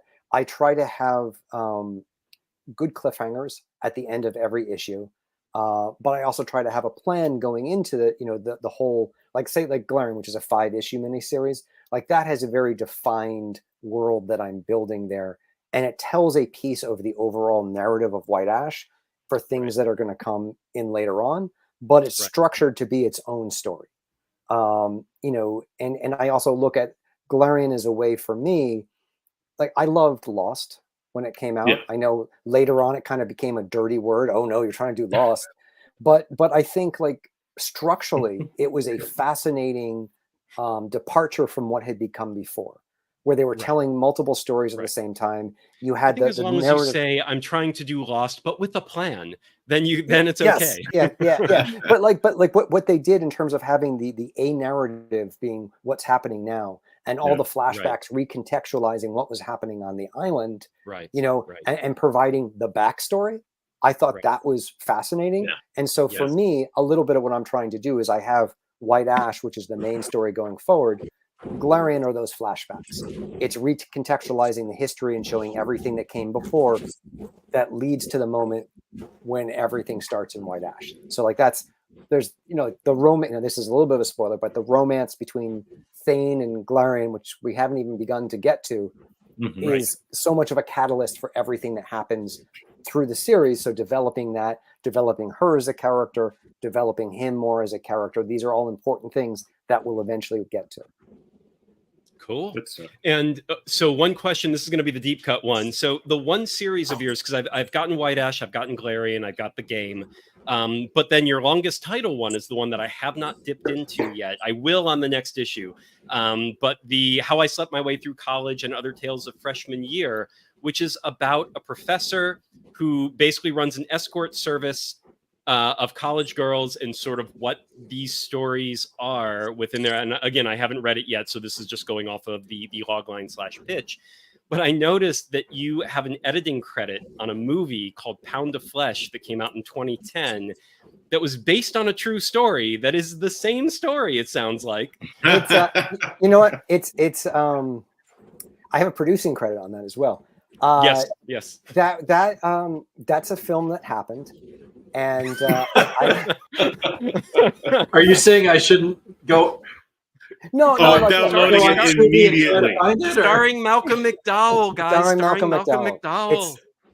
Like put it this way with that film, because that was such an interesting experience unto itself, and it's the kind of experience that I think most of us would like to have as filmmakers, in the sense that there's parts of it that are not the experience you want to have as filmmakers, but mainly like the funding kept dictating where the story was going to go. Right. And so like what started out and like the director writer, who is one of my oldest friends, this woman Tamara Hoffs, was trying to do this liberal take on female empowerment and sexuality and things like that with the work. And then the funding was like, no, we need to make it a little bit sexier. Oh, we need to make it a murder mystery. It needs to be like it started becoming like a lot of things that it wasn't, and then we shot it, and then we had something versus But in that classic genre sense of like, you know, it's a thriller now, and it's that murder mystery and sexy, and versus having being more message based. So like for me, what the interesting part was, we shot it in 3 weeks, and then we did post on it for 7 months, where we kept rewriting the story in post. And, you know, we'd go and do new shoots, and I got to be like, there's me on a camera just doing cinema verite, getting in a couple of actors. And it's like, for me, that was really fun to try to build something out of it. But after living in that world and talking with Tamara, there was like, okay, I have another story that I could tell there, you know, and so like she and I at one point developed a TV show, and then, to be honest, it was not the right time for me to be taking out that TV show. And I always thought, like, if this was a TV show that was to go, I'd want a female showrunner on it, you know, like, because there was a way to do this. And it was really more about the college experience. And then I'll tell you, like, the series that is the closest to that is like Secret Lives of College Girls, Sexual Lives of College Girls, sort of has some overlap to like some of the stuff that I wanted to do there. But I had developed it a lot, and I said, you know what? I have this itch. Let me see if I can write something in this world that hits in the right way. You know, to see if I can do that, and see if we can make something that people like and feels like it's doing the things that we wanted to do with that movie. Let me try it out in the comic space. And so that's what we've been doing, and the reception's been pretty good, and the audience for that is growing as well. Great. Awesome. All right. Well, let's go ahead. I think we're at the time. I know Charlie has a hard out at about in another 45 minutes. So let's look at the campaigns themselves. So we're going to start with Tart here. Let me share my screen. All right. So here we've got Tart. This is specifically the volume 3 hardcover is the new hardcover. It's called Tart Anima. Kevin, what is that title? And why is it called Amisa Amina? Well, Anima. I mean, I guess somebody didn't do high school Latin. It's Lost Soul, right? It's Amisa Anima, as far as I know. Ludo came up with it. We were kind of batting about some names. Charlie and I, you know, we both had books at Scout Comics, and Charlie was the publisher when these 5 comics were going to come out as Tart Season 2. And we kind of tried to figure out what's the best way to put these books out to the direct market. And we you know, went back and forth, and we decided doing 3 one-shots. Yeah. 8 and 9 collect really nicely as one story. 10 is long enough to be its own. And 11 and 12 collect nicely as its own one-shot. So we named all of them. We gave them all titles. And the first one is called Soul Searchers, which is absolutely what I would have named this hardcover if I hadn't already used it. Already used it. Yes. which kind of really made it hard because like there is a perfect title that I can't use. And I went back and forth with Ludo, and we came down to two. It was either going to be Found and Lost, or Ludo wanted Amisa Anima, which means lost soul. And I thought, okay, that's really pretty. And he had this cover idea, which is based on some paintings. Yeah, I don't know the name. Bosch, maybe? From Bosch. Yeah. So he thought that the Latin name with that type of imagery would work. And when it comes down to it, I think that Amisa Anima or Amisa Anima, I don't know how it's pronounced. I think it's pretty and it looks nice. It's just graphically a gorgeous title. But we're going to definitely, in parentheses, have Lost Soul there for all of us who didn't do Latin. Awesome. But and as everyone can see, we're at a 13,000 of a 15,000 goal, so just shy, but getting there. I mean, that's 13,000 is just amazing one way or the other. But almost at their 15,000, 15 days to go. Guys, if anyone's watching, if you have not backed this yet, definitely take a look, at least get the digital catch up, as they call it, and get this series. Or, you know, if you can only get like give a couple bucks and get the digital issue number 1. I'm sure it's there as an add-on or something like that. Is there a way for Kevin, for someone just to get like issue number 1? We have the digital tier for $20 where you get all 15 issues. I haven't done just issue 1. I can, if anybody wanted it, we could message Kevin, figure that out. I'm a little laissez-faire with my PDFs. I want them everywhere for whatever you want to give me, because I want readers. If I could guarantee 1,000 people would read it, I would give 1,000 PDFs for $0. But the weirdest thing about comics is it is easier to sell a book than it is to give it away. And I understand that actually. Yeah, that's why my PDFs you pay for, because you're more likely to read it after you buy it than if I give it to you. Well, it's about there's values. People see it as having value, and they're like, "Oh, this is worth reading because I paid for it." Whereas, go ahead. Sorry. Oh no, I was just gonna say like it's like your never-ending streaming list of things you want to watch. It's like, on the one hand, for a lot of streaming things, you are paying monthly, but not per title. And so the vast majority of your list, you're just never going to get around to, because there's not individual value to those things. Whereas if you buy or rent a specific movie and you're like, I paid $7 just for this, I'm watching it like now. Like that's how psychologically that works. Yeah. Now, I will say that as people back the digital catch up, or we've got a hardcover catch up where you can get all 3, I'm sending those people in their messages issues 1, 2, and 3 PDF to read right now. Because my theory is, whether we make this or not, if you've backed it, you probably care enough that you'd read it. So I'm sending issues 1, 2, and 3 to anybody back. So if you're watching this and you want to back the $20 digital, I'll send you the first 3. If you hate it, you can cancel. I hope you love it, because from history, more people have liked it and moved from digital to physical than have disliked it and canceled.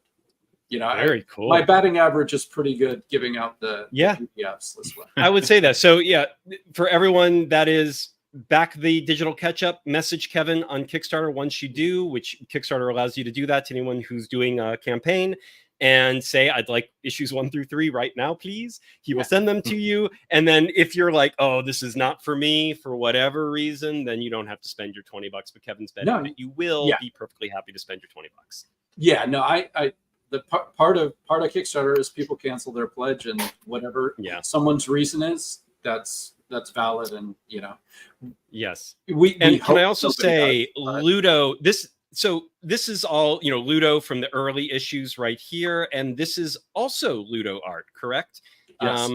From the latest, from one of the issues in the latest hardcover. And can I just say, one of the things that is really impressive is how the range Ludo has when he wants to tweak his artwork between issue to issue. I kept there was a part of my brain as I was reading it, even though I bloody knew, I checked before going into that chapter that it was still Ludo. And then I started looking at those pages and I'm like, oh, this is one of those, this is a guest artist. And then by the time I get to the end, I'm like, no, son of a bitch, that was him again. So it's amazing what he can do just between chapters. And yeah. And I never know what he's going to do when I write the book.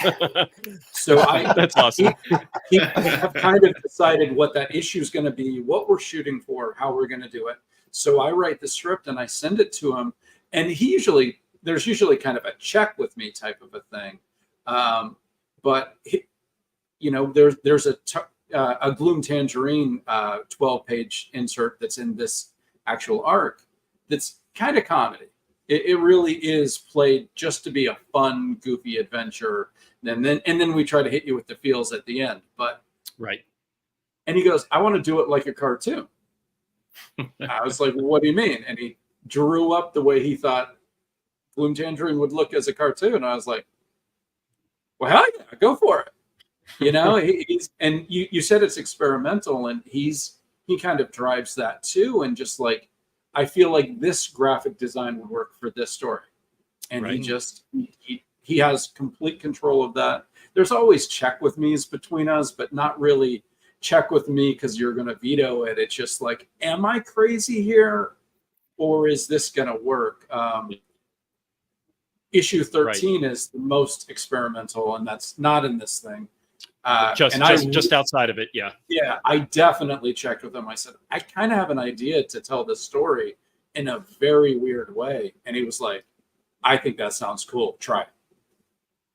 If I finished the script and it sucked, I would have rewritten it. But he gave me that freedom to do something odd, Right. And I will say, going into the third hardcover, this is a great time if you haven't jumped on Tart yet, or it's been a while since you've been back to jumping on Tart. So let's say you have the first couple issues or something like that, but you've never done the hardcovers. This is a story, hardcovers 1 and 2, which are on screen here for you guys to look at. The story is insanely intriguing, but man, does it not handhold. I mean, there's these 2 first hardcovers. You are just like, what is going on? Why is it going on? And I was surprised when that issue that kind of kicks, or it either is the very beginning of volume 3 or it's one of the early chapters of volume 3. I'm slightly forgetting. I think it's the first chapter of volume 3 where, no. It's just in the first couple where it's basically like, we're actually going to lay out a lot of things in just one, like, here is the story. It's not everything you need to know per se, but it is a lot that you've been chomping like that. And I thought you were just going to drag this out for like pretty much the whole series. And then suddenly here's this chapter where it's like, nope, that's okay. We're going to give you a crap ton of information right here, right now.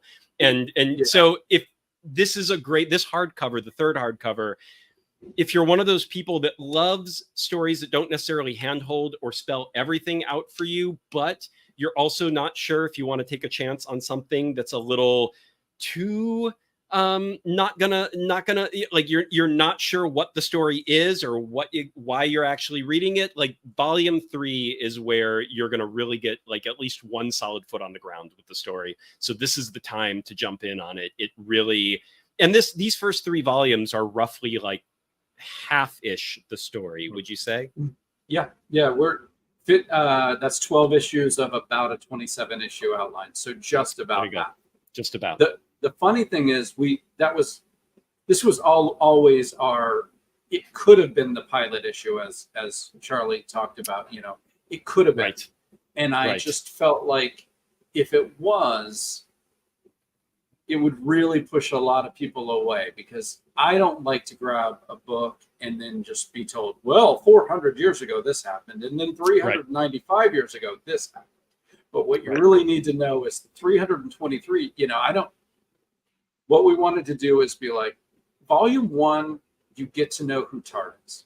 All right, do you love this character? She's going to have adventures. Volume 2 is also, she's part of a team, and here are a couple of the other characters in the team. And volume 3 is, thank you for your patience. This is what this series is. Cool. And you can see here as well on screen, this is yet more versions of Ludo's art and more different ways in which he has illustrated some of these stories. I mean, here's yet another one. That's the cartoony one I was talking about. That's the cartoony one, which I do. This was quite a story. But yeah, it's, I mean, as Charlie has said, as Kevin has said, like Ludo's art, it's lush, it's gorgeous. Some of those Berlin 36 panels, I may have to go on my wall, but that just God, every page is like a poster. It's the really, toughest it part really of is. that though is it is historically accurate to the Berlin Olympics. Right. So most pages do have the swastika. So finding a page you can put on your Kickstarter that you're not attracting the wrong people to your book is difficult. But it's historically accurate. The one thing the Nazis knew how to do was make things look grand and impressive. Kevin, are you making a statement here saying that you think swastikas are bad? I just want to see where you land on things. I think I can safely in 2023 build his brand. Actually, I don't. Sadly, I don't think you can. I don't safely can. This is. I'm definitely going to be able to vote no on swastikas. There you go. That's fine. If I lose the Nazi backing, I'm gonna live. You know. You'll be okay. That's right. Probably literally. But yes. All right, so since we're here and we're on the page and we just discussed it, why don't we do the wines for this, and then we're going to jump over to Glarien and talk about Charlie's. So you went first last time. I'll go first on this one, and then we'll switch parts for Charlie's. But so for Tart, this was a book that this was a little bit of a challenge for me in terms of pairing, because as we've mentioned multiple times already, it's kind of hard to really get a feel for what this story is and where it's going. It definitely has an aesthetic and it has a tone. But in terms of, I was intrigued by the story, but how did I feel about the story? What did I want to pair with it? Was something that I was like, I don't know, pour something, see how it works. It was a little bit of an exploration on that one, because this book is so fluid and slippery in what you think it is and what you think it's supposed to be, and it consistently shifts on you. So while reading it, I had to really try and figure out what's a wine that it's got enough range in what it is, that it matches the tone and the aesthetic of what Tart is going to be. You've got it's got classic elements to it, fairy tale elements. It's got even just like female demon hunters nowadays. That's kind of a classic thing. That is something that ever since Buffy has been, part of sort of the genre and the culture. And so I'm like, okay, so you've got this sort of like old world Grimm's fairy tales, very deadly, very serious kind of fairy tale element to it. You've got sort of the Buffy kick-ass female demon hunters. And then you've got this story that is very morally and ethically ambiguous in who these people are, what they're trying to do, and just what the epic of this story is. Ludo's art itself continually shifts and changes. So, I knew there was something about Tart. It is, for all that it can be it's not a dense read, but it's not a light read either. At least not for me. It was something where I'm like, I want a little bit of heaviness. I want a little bit of something with bite, a little bit of something that's got some punch to it. But it needed to be something that had an agility. It was agile. It had an agility to it. It wasn't just one thing in the glass. So, because at first I was thinking like, look, Cabernet, like classic Napa Cabernet Sauvignon, that pairs okay with this. Okay. It was close. It wasn't bad, but it lacked the agility. Napa Cab is or really all California Cab for the most part, barring a few rare like Mendocino and Santa Barbara might be the two exceptions. It all comes just super oaky, heavy, rich, dense, all black fruit, leather, tobacco, licorice, boom. That's what you get. So I went with Cabernet Franc, and specifically, I think you can go old world Cabernet Franc. For those who aren't in the know, Cabernet Franc, it is the parent grape of Cabernet Sauvignon. It's where the Cabernet part of that term comes from. But Cabernet Franc has always been a more interesting kind of varietal. It's nowhere near as dense and chewy and heavy. Even when you grow it in California, it still stays lighter on its feet. You get these sort of green bell pepper notes in there, along with some of the rich fruit flavors, which gives it this astringency.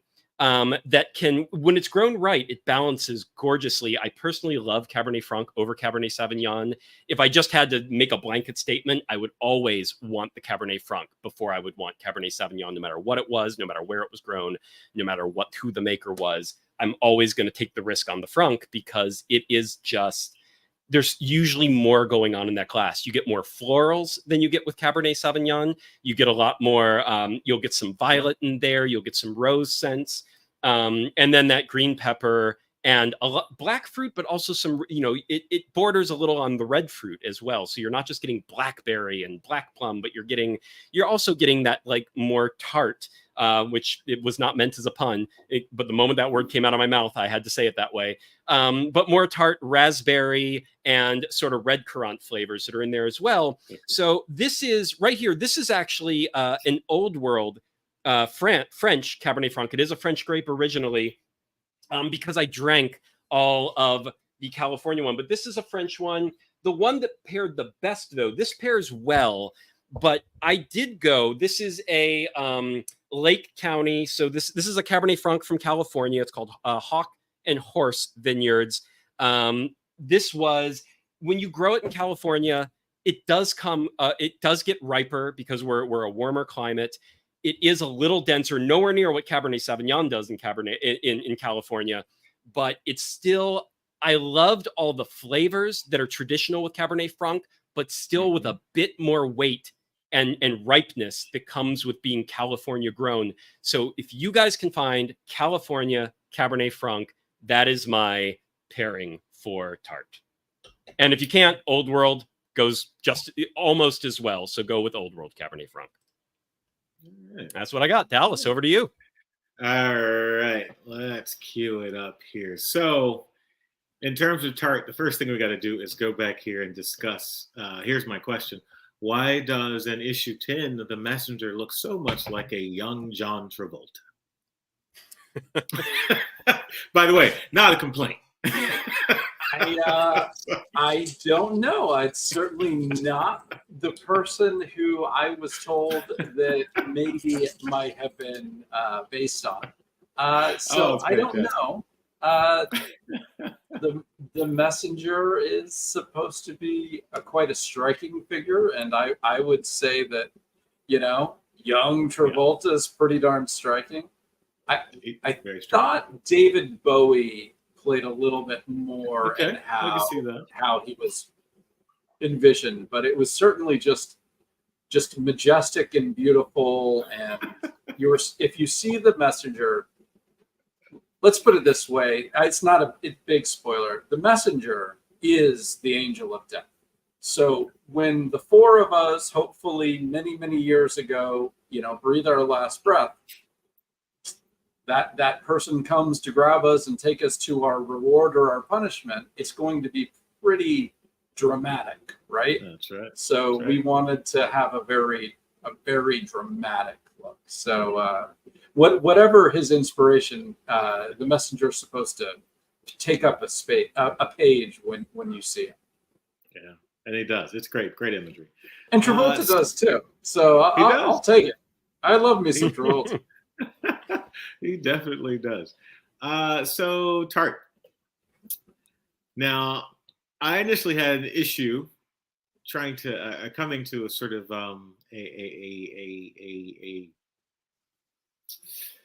a consensus with the many voices in my head over which wine to pair here, because I think Tart does this fabulous thing where it takes really sort of accessible concepts and just sort of turns the volume up in a really satisfying way.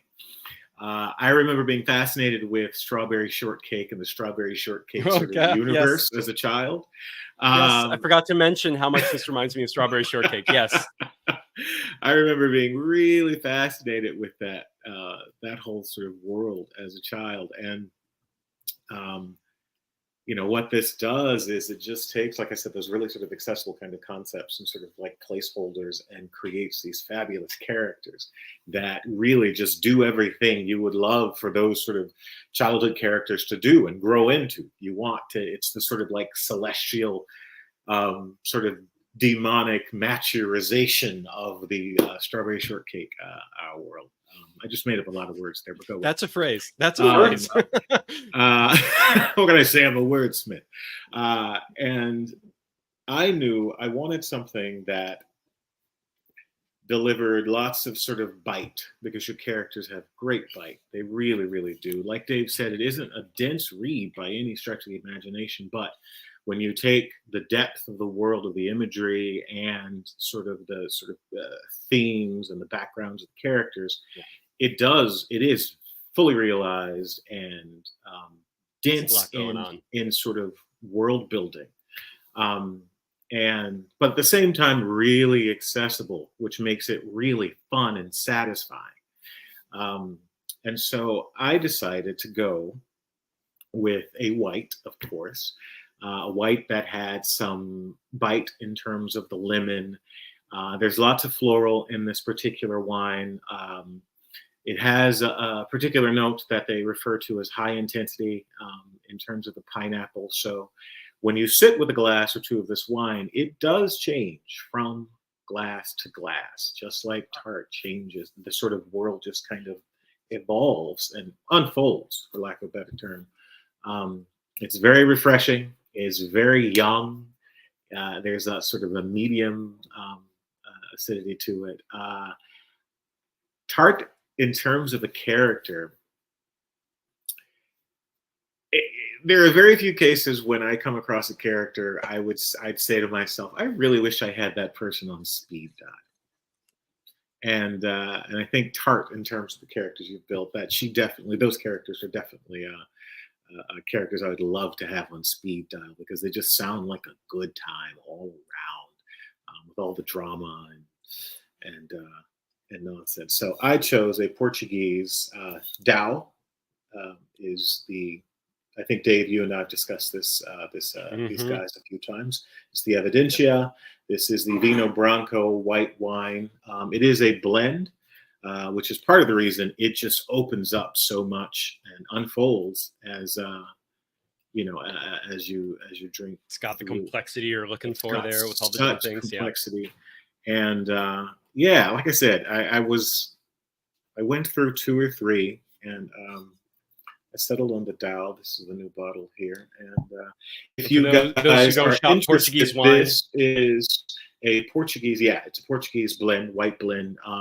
Price point on average for the Branco around 22, so not crazy. Good. It is excellent chilled, but it's also very good room temperature. And I know there's some real wine connoisseurs out there who are going to really dislike the fact that I just said that. I would never drink at room temperature. And that's okay. I'm okay with your hatred. So yeah. My judgment. That's cool. What I'm pairing with Tart. It was very, very satisfying. And Dao, DAU, for anyone who wants to look up Dao. DAU is how you pronounce the Dao area of Portugal. That's right. Cool. All right. And so I'm gonna get you to actually go first again, because I need to run and grab my guy. So well, we're gonna talk about the book first. So yeah, you go grab, good. And we will. I'm gonna move over to Glarien of White Ash. So this is Charlie's latest, and as you can see, just like Kevin, he's just shy of hitting his goal. Only about 35,000 out of 9,000. So we're getting there. We're getting there. To get there. but he's cracked his 1,000 backers. So that's awesome. Jesus, that is really awesome. And this is for issue 3 of what is Glarien Origins number 3. There were some, and Charlie, I asked you this over email, and I know. So there was a Glarien, and it was called something like chapter 1. The first Kickstarter I did for this miniseries was Glarien Chapter 1. And over time, we realized, you know what, I need the subheaders. So it's become Glarien: Origins, because, spoiler, we may have other Glarien miniseries in the works. coming up. So like, you know, so each will have its own header. So when we reprinted the first issue, at that time, we also didn't have our White Ash Comics logo and the drop tab and all of that. So now, like, the reprint for the first issue has that drop tab on it. It says Glarien Origins on it. The first one just says Glarien Chapter 1. Gotcha. And for the short stories of going, because there's like a Glarien, and you called, did you do a collection of those shorts where it was like, yes. So we did what's the name of that one? Glarien Short and Deadly, because it was a collection of 8 short stories that we put together. Right. And, you know, spoiler, some of those stories provide additional context for what's going on in this miniseries as well. Yes.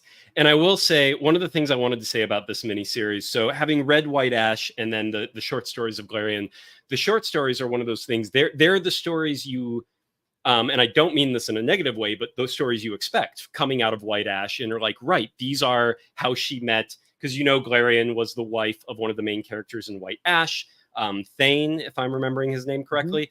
And so you're like, okay, this is how they met. This is another part of their, because these are elves that live long thousands of years lives. So you're getting sort of bits and pieces of their long history, because Glarien is supposedly no longer with us when we enter the White Ash story originally. Now, the thing that took me by surprise of Glarien Origins, and I really appreciated this. This is not the story I expected whatsoever going into Glarien Origins. It was, there's a part, it's almost present day. It's like the 1970s. 1971. 1971. So we're sort of in the recent past, and also in the very far distant past, with Glarien still in the home world where all these characters from White Ash came from originally before coming to our world. And these two stories are kind of going concomitantly, but they're, of course, tying together in terms of they're going to be meaningful to each other. But even more surprising, as you'll see on the screen here, Glarien is the blonde elfin woman on the left. And there's another lady there with dark hair on the right. And in 1971, we are following her exclusively. And there is some connection with the OG Glarien and whoever this dark-haired lady in 1971 is. Even I've only read Glarien Origins issues 1 and 2. We did not read a advanced copy of number 3 yet, so we don't know how much more is going to be revealed in number 3.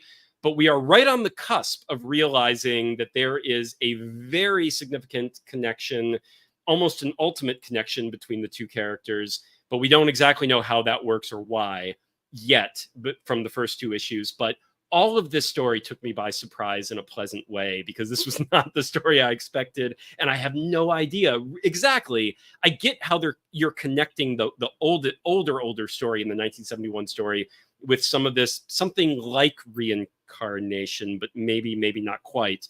But where this is going and why, I am completely intrigued, but I cannot second guess where the story is going. And that's the chef's kiss sweet spot of, like, I'm following you, I'm 100% with you, but I have no idea what you're doing with this. So I have to be along for the ride. It's not going to be obvious. I appreciate it. Like, one of the things I wanted to do with this is, I think why people loved White Ash is because it's modern day fantasy. Right.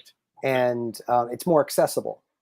And when I wanted to tell Glarien's origin story, it would have been easy just to do a 5-issue series set 3,000 years ago in Elfheim, and just like high fantasy Game of Thrones, like what you see here in like the opening scene. Right. Yeah. But that's not what my audience loves.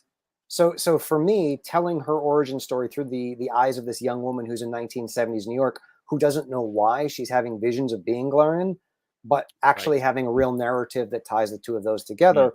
And we'll have consequences going forward with White Ash later on. Like, it's all part of a big epic tapestry.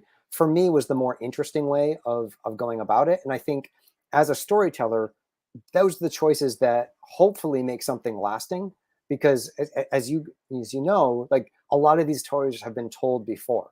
So it's what new spin are you going to put on it? What kind of skin, like what can you do to make something that we've talked about before, more interesting? And so for me, it's trying to tie the tapestry of everything together and find ways of showing the past, connecting it to the present, and also setting up things for the future.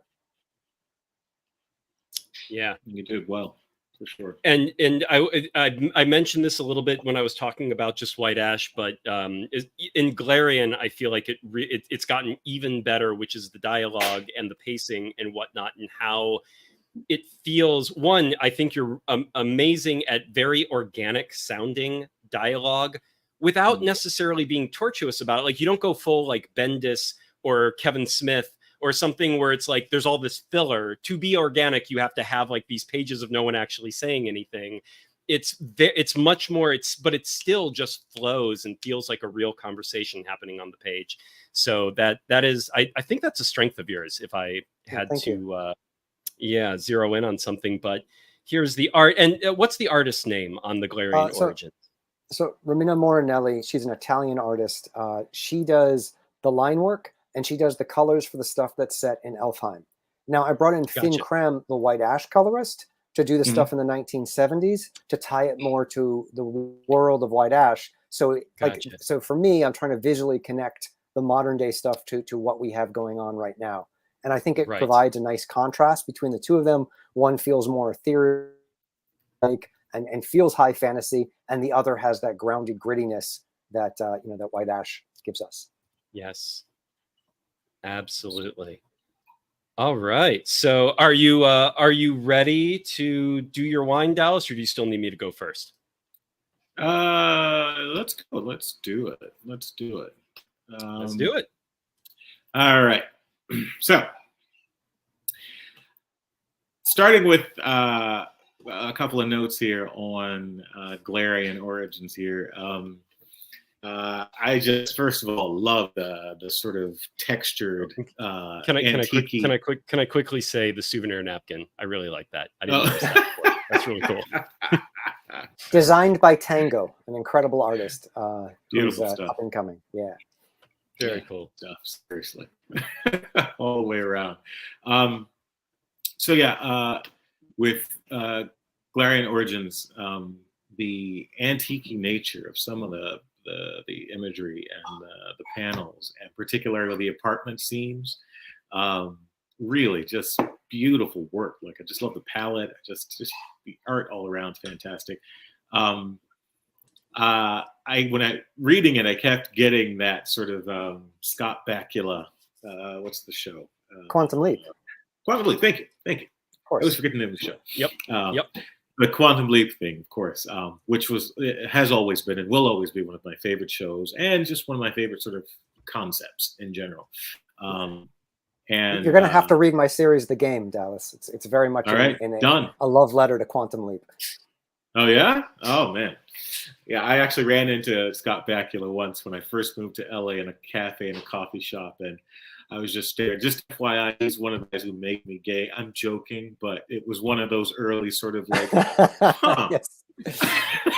So hello I'm there. I'm standing in this cafe, and I look over, and it's Scott Bakula ordering a coffee, and I'm just staring at him, mouth agape. And he's like, "Hi," I'm like, "Hi," and then I run away. Anyway, if you're listening, Scott, and I know you're not, how's it going? Thanks for making me gay.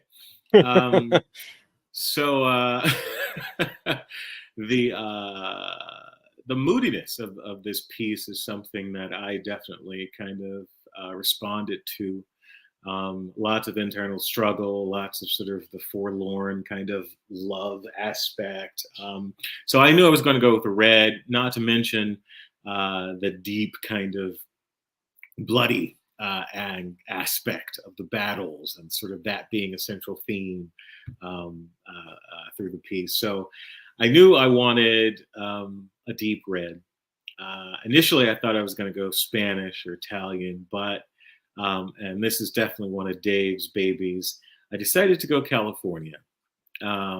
because it has such a it has a cinematic kind of quality that's kind of I think underscored by enhanced or underscored by California Reds, and specifically I went with this Sterling vineyards from the Central Coast.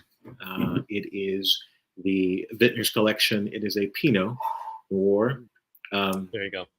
Now, I particularly enjoy this guy because it has there's a certain sort of acetone kind of quality underneath on the nose. You get lots of the raspberry. You get earthy kind of lawn clippings. This may not sound very appetizing to anyone who isn't necessarily familiar with wine. But one thing about wine, particularly when you're pairing, it's always amazing when you hear yourself describing a wine and you're like, this does not sound pleasant. What is happening? But it really does sort of pick up that kind of Middle Earth adjacent aspect of the fantasy. It's very natural. You're picking up these sort of strong tannins. There's some cigar in there. There's some tobacco. There's, like I said, the lawn clippings. There's the cherry, and you also get some sort of pencil shaving very faintly occasionally. That I know. I'm sorry. Just go with me. Go with me. I'm with you. Shaving is so good in wine. It's so good in wine. You guys have no idea. Little cigar ash in there. Little cigar It's ash like in there. remember when you were in high school and you just gnawed on the front of your pencil? We all did that, right? Yeah, exactly. It's very comforting, very familiar. If you just added blood and sweat, that's what I think Glarien smells like. Everything you said. Right. Exactly. Grass clippings, cigars, Exactly.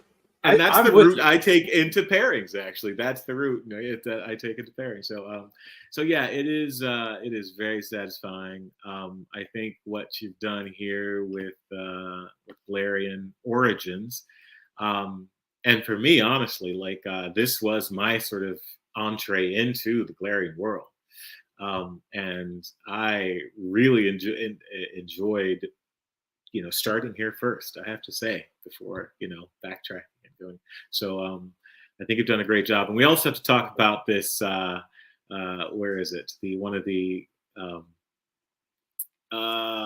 covers, one of the ultimate covers, the variants. Oh, which one was it? It's the Strati cover variant, which just Luca's cover. The oil painting. Yeah, that's a good. He's good. That's good. So, Cool. So yeah, that's what I'm doing. And Chris is with you. Scott Bakula would make anyone gay. He contributed to my own awakening. LOL. So you're not alone, Dallas. You're not alone. All right, to wrap this up, because I know Charlie has like 3 minutes, ideally. No, I've got like 13. We got 13. Okay. So we won't rush, but we will still wrap this up though with. So my pairing for this one, the ideal. I once again have kind of an ideal wine, but it's a rare varietal that is not easy to find. I only had it for the first time recently. I texted Dallas about it. He's apparently had it more often. I'm like, where did you find it? What the hell, guy? You're holding out on me. But I haven't seen it very often. So I also have a much more common one that I'm going to suggest as a runner-up, just because it's going to be an easier thing for most people to go out and actually, you could probably find it in a grocery store, definitely in a wine shop. But the ideal pairing for this is going to be a wine that is called, I'm going to put it in the chat so everyone can see how in God's name you spell this. But the perfect pairing is going to be Pinot d'Annui, which is a French varietal, aka Chenin Noir. And I do believe that Pineau with EAU is where the Pinot, the Pinot, which Dallas just did a Pinot Noir, that word of Pinot, that's a derivation of this spelling as well. I think is how that. So they're kind of that Pinot part is kind of the same word but spelled two different ways. Then the d'Annui or Chenin Noir, Chenin Blanc is something you're going to actually find fairly easily. We grow a fair amount of it in California, a lot of different places. There's Sauvignon, which is in France. We get a lot of Sauvignons here. You can find that in wine shops, and that whole region grows nothing but Chenin Blanc. South Africa does Chenin Blanc. Australia does Chenin Blanc. But Chenin Noir, you really don't see very often. whether it's called Chenin Noir or whether it's called Pinot d'Anouilh. But what it is this fairly light-bodied red grape, and it has this incredible aroma and flavor of white pepper, which is the most bizarre flavor to get in a wine, especially when it is that pronounced. I don't know if you guys cook, either Kevin or Charlie, if you do much cooking. And if so, if you've ever cooked with white pepper as one of the main spices, but it's almost an umami. Sidebar, white pepper cheesecake, which is just top notch. But go on. Ooh, whoa, okay. I will take your word for it, but I will have to try it. I am intrigued, but that is interesting to say the least. But white pepper, it is somewhere between black table pepper mixed with garlic, but then also with this almost mushroomy quality. It's not sweet in any way, so it's just shy of a true umami flavor, but take out the sweetness and it's just this, like, it's a hard spice to really describe. And Pinot d'Anouilh, it smells like you literally just put a bunch of white pepper all on top of that wine and then tried to sniff the glass. When you taste it, that is the prominent flavor coming through. You get some florals, you get a little bit of fruit, and that fruit flavor, it's very light-bodied red, so you're going to get this tiny touch of raspberry and cherry, but it's the tiniest touch. It is not fruit forward.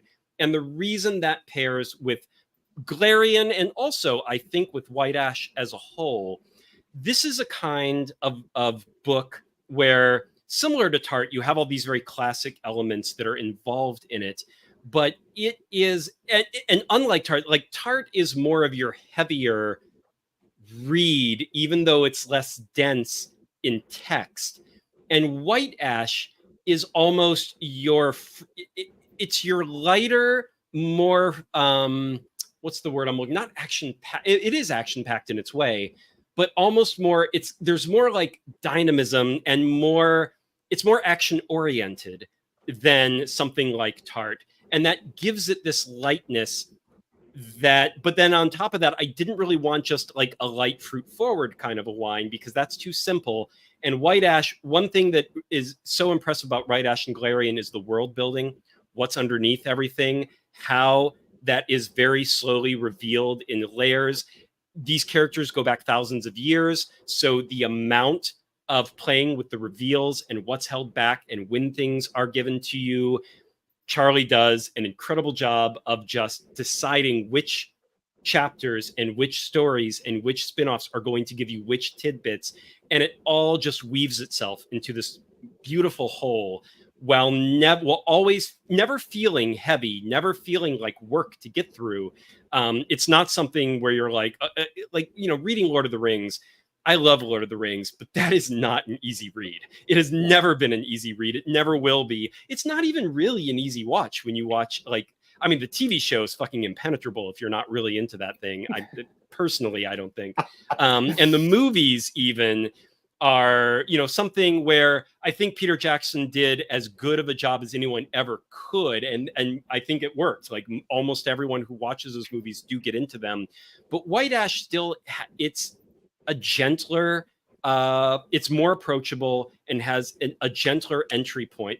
There's no barrier of entry to the story. It just takes you by the hand. You go along for the ride. And even though nothing is spelled out in any sort of didactic way, you are never working hard to understand this story. Yeah. It just flows. And so I wanted that very savory, peppery element to the wine, not something that was fruit forward. This is not just a simple story, but at the same time, it's very light and gentle and easy drinking once you get used to those once you take those complexities in and allow for them. It's just an easy thing. My backup, because finding a Chenin Noir or a Pinot d'Anouilh is going to be a real struggle for most people, is to go with, I did Cabernet Franc for Kevin's Tart. Mm-hmm. Cool climate Cabernet Sauvignon, I think, is one of the things that really comes close. I have one here from the Clare Valley in Australia. It is the coolest part of Australia that they grow Cabernet Sauvignon.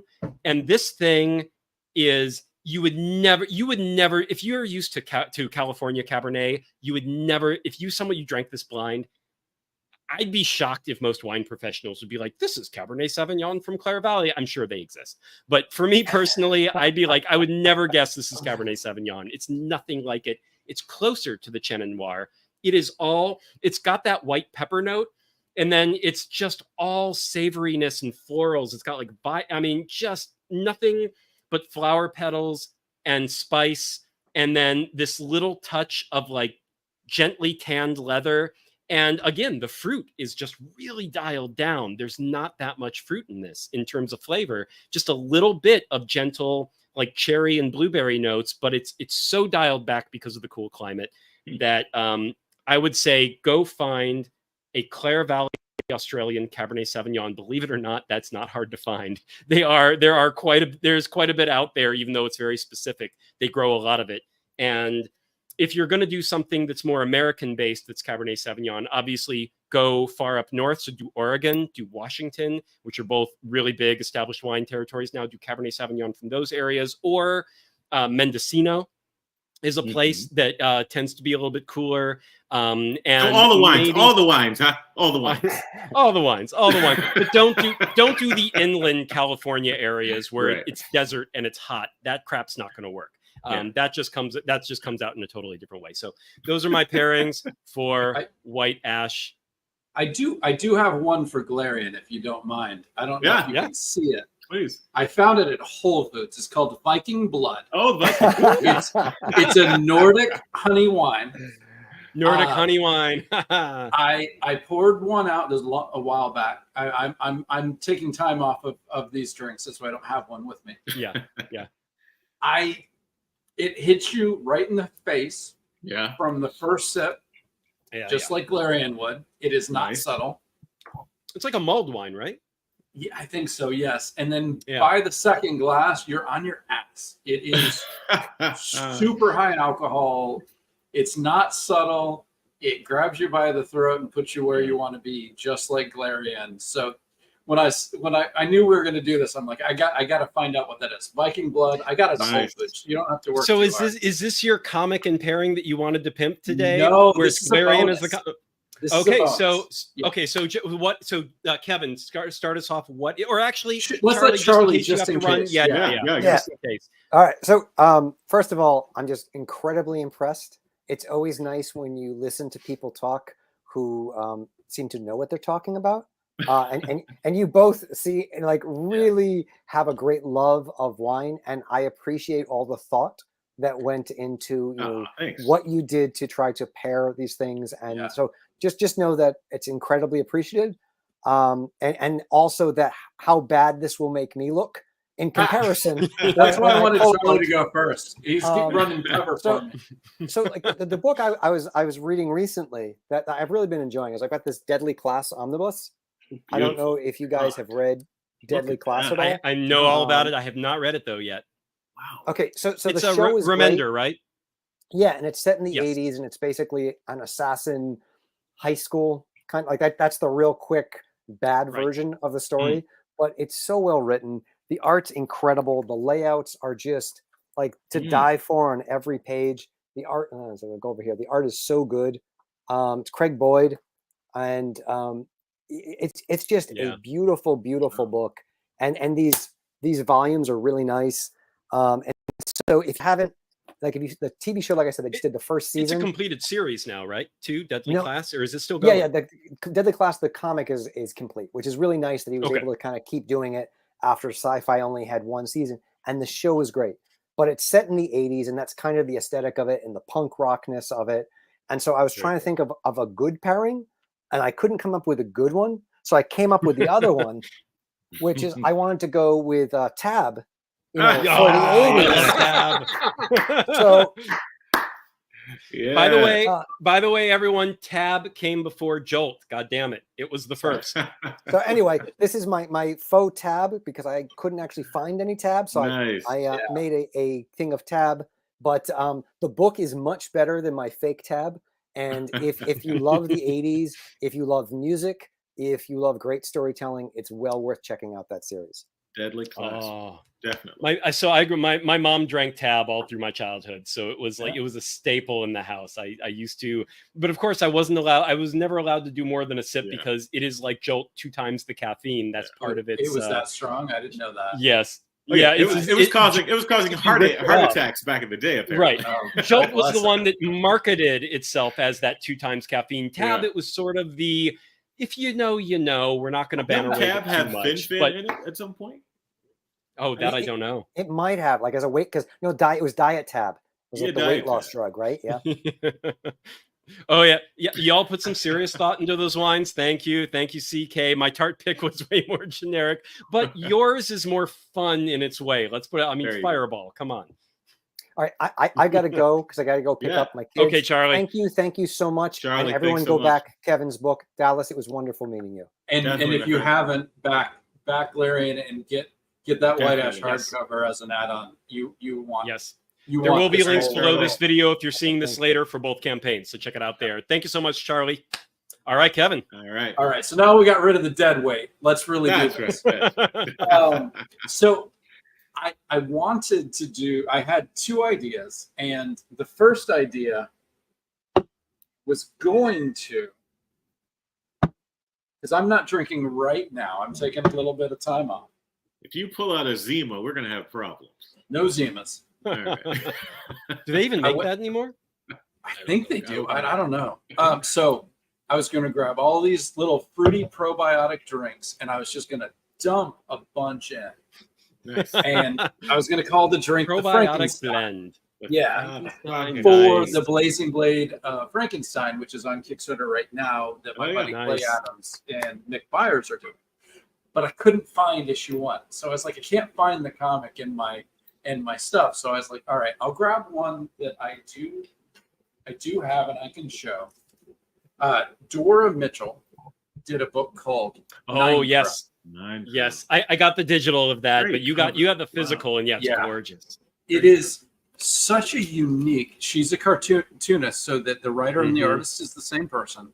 It's the lead character moves into a town, and it's a creepy town from the get-go, and she knows it's creepy, and she keeps talking to her mom about it, and her mom won't pay attention to any of the creepiness, and kids start disappearing, and she wants to find out why, and nobody will help her, and she kind of has to try to figure it out for herself in this weird town. It's very Stranger Things. It's a vibe of like a Stranger Things type of a deal. The art is so unique and so extraordinary when you finally really look at it. Horizon. Yeah, I love Riesling. I was wrong about the Fireball thing. His Tart pick was Riesling because, well, it's Tart to me. I know. It's so... I mean, I picked a Tart wine too. That is a true thing. Hey, sorry. Whatever anybody wants to do, I'm good.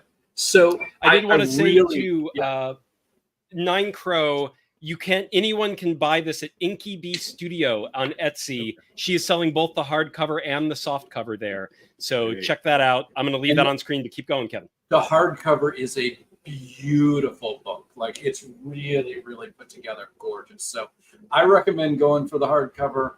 It's such a unique and personal story, and I really was blown away when I read it. So what I grabbed is the Alive. It's a adaptogen tea made out of mushrooms. And what I thought was,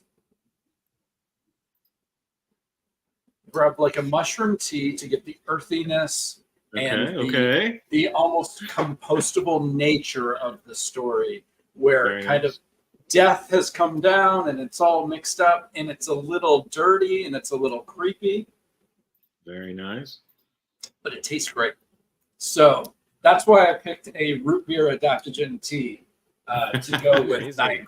So nice. So right before you run, Kevin, one question I have for you, going back to Blazing Brides of Frankenstein. Yeah. What's your pitch for that book? Like, why do you, because you were thinking of spotlighting that. So I am definitely, Frankenstein is one of those things where I I've backed like I did Richard's Ex-Wives of Frankenstein, Richard Fairgray's this year. But I will admit, so many Frankenstein books suddenly landed this year that I was like, it almost became like Cthulhu with me, where I'm like, no, no more. A little too much Frankenstein, where I'm just like, I'm ignoring everything with the word Frankenstein in it from this point forward, because it's just like, what is happening? I don't. And it's I too think much.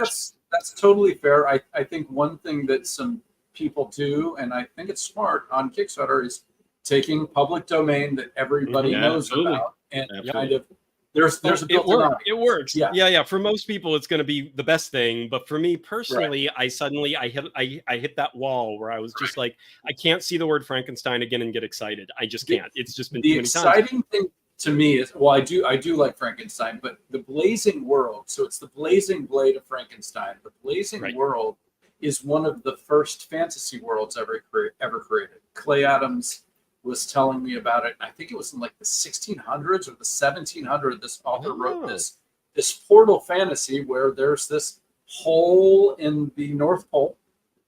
You go down the hole and then you're in the Blazing World with all this swashbuckling adventure. And then he put it together that where was Frankenstein's monster at the very end of the novel? On an ice floe.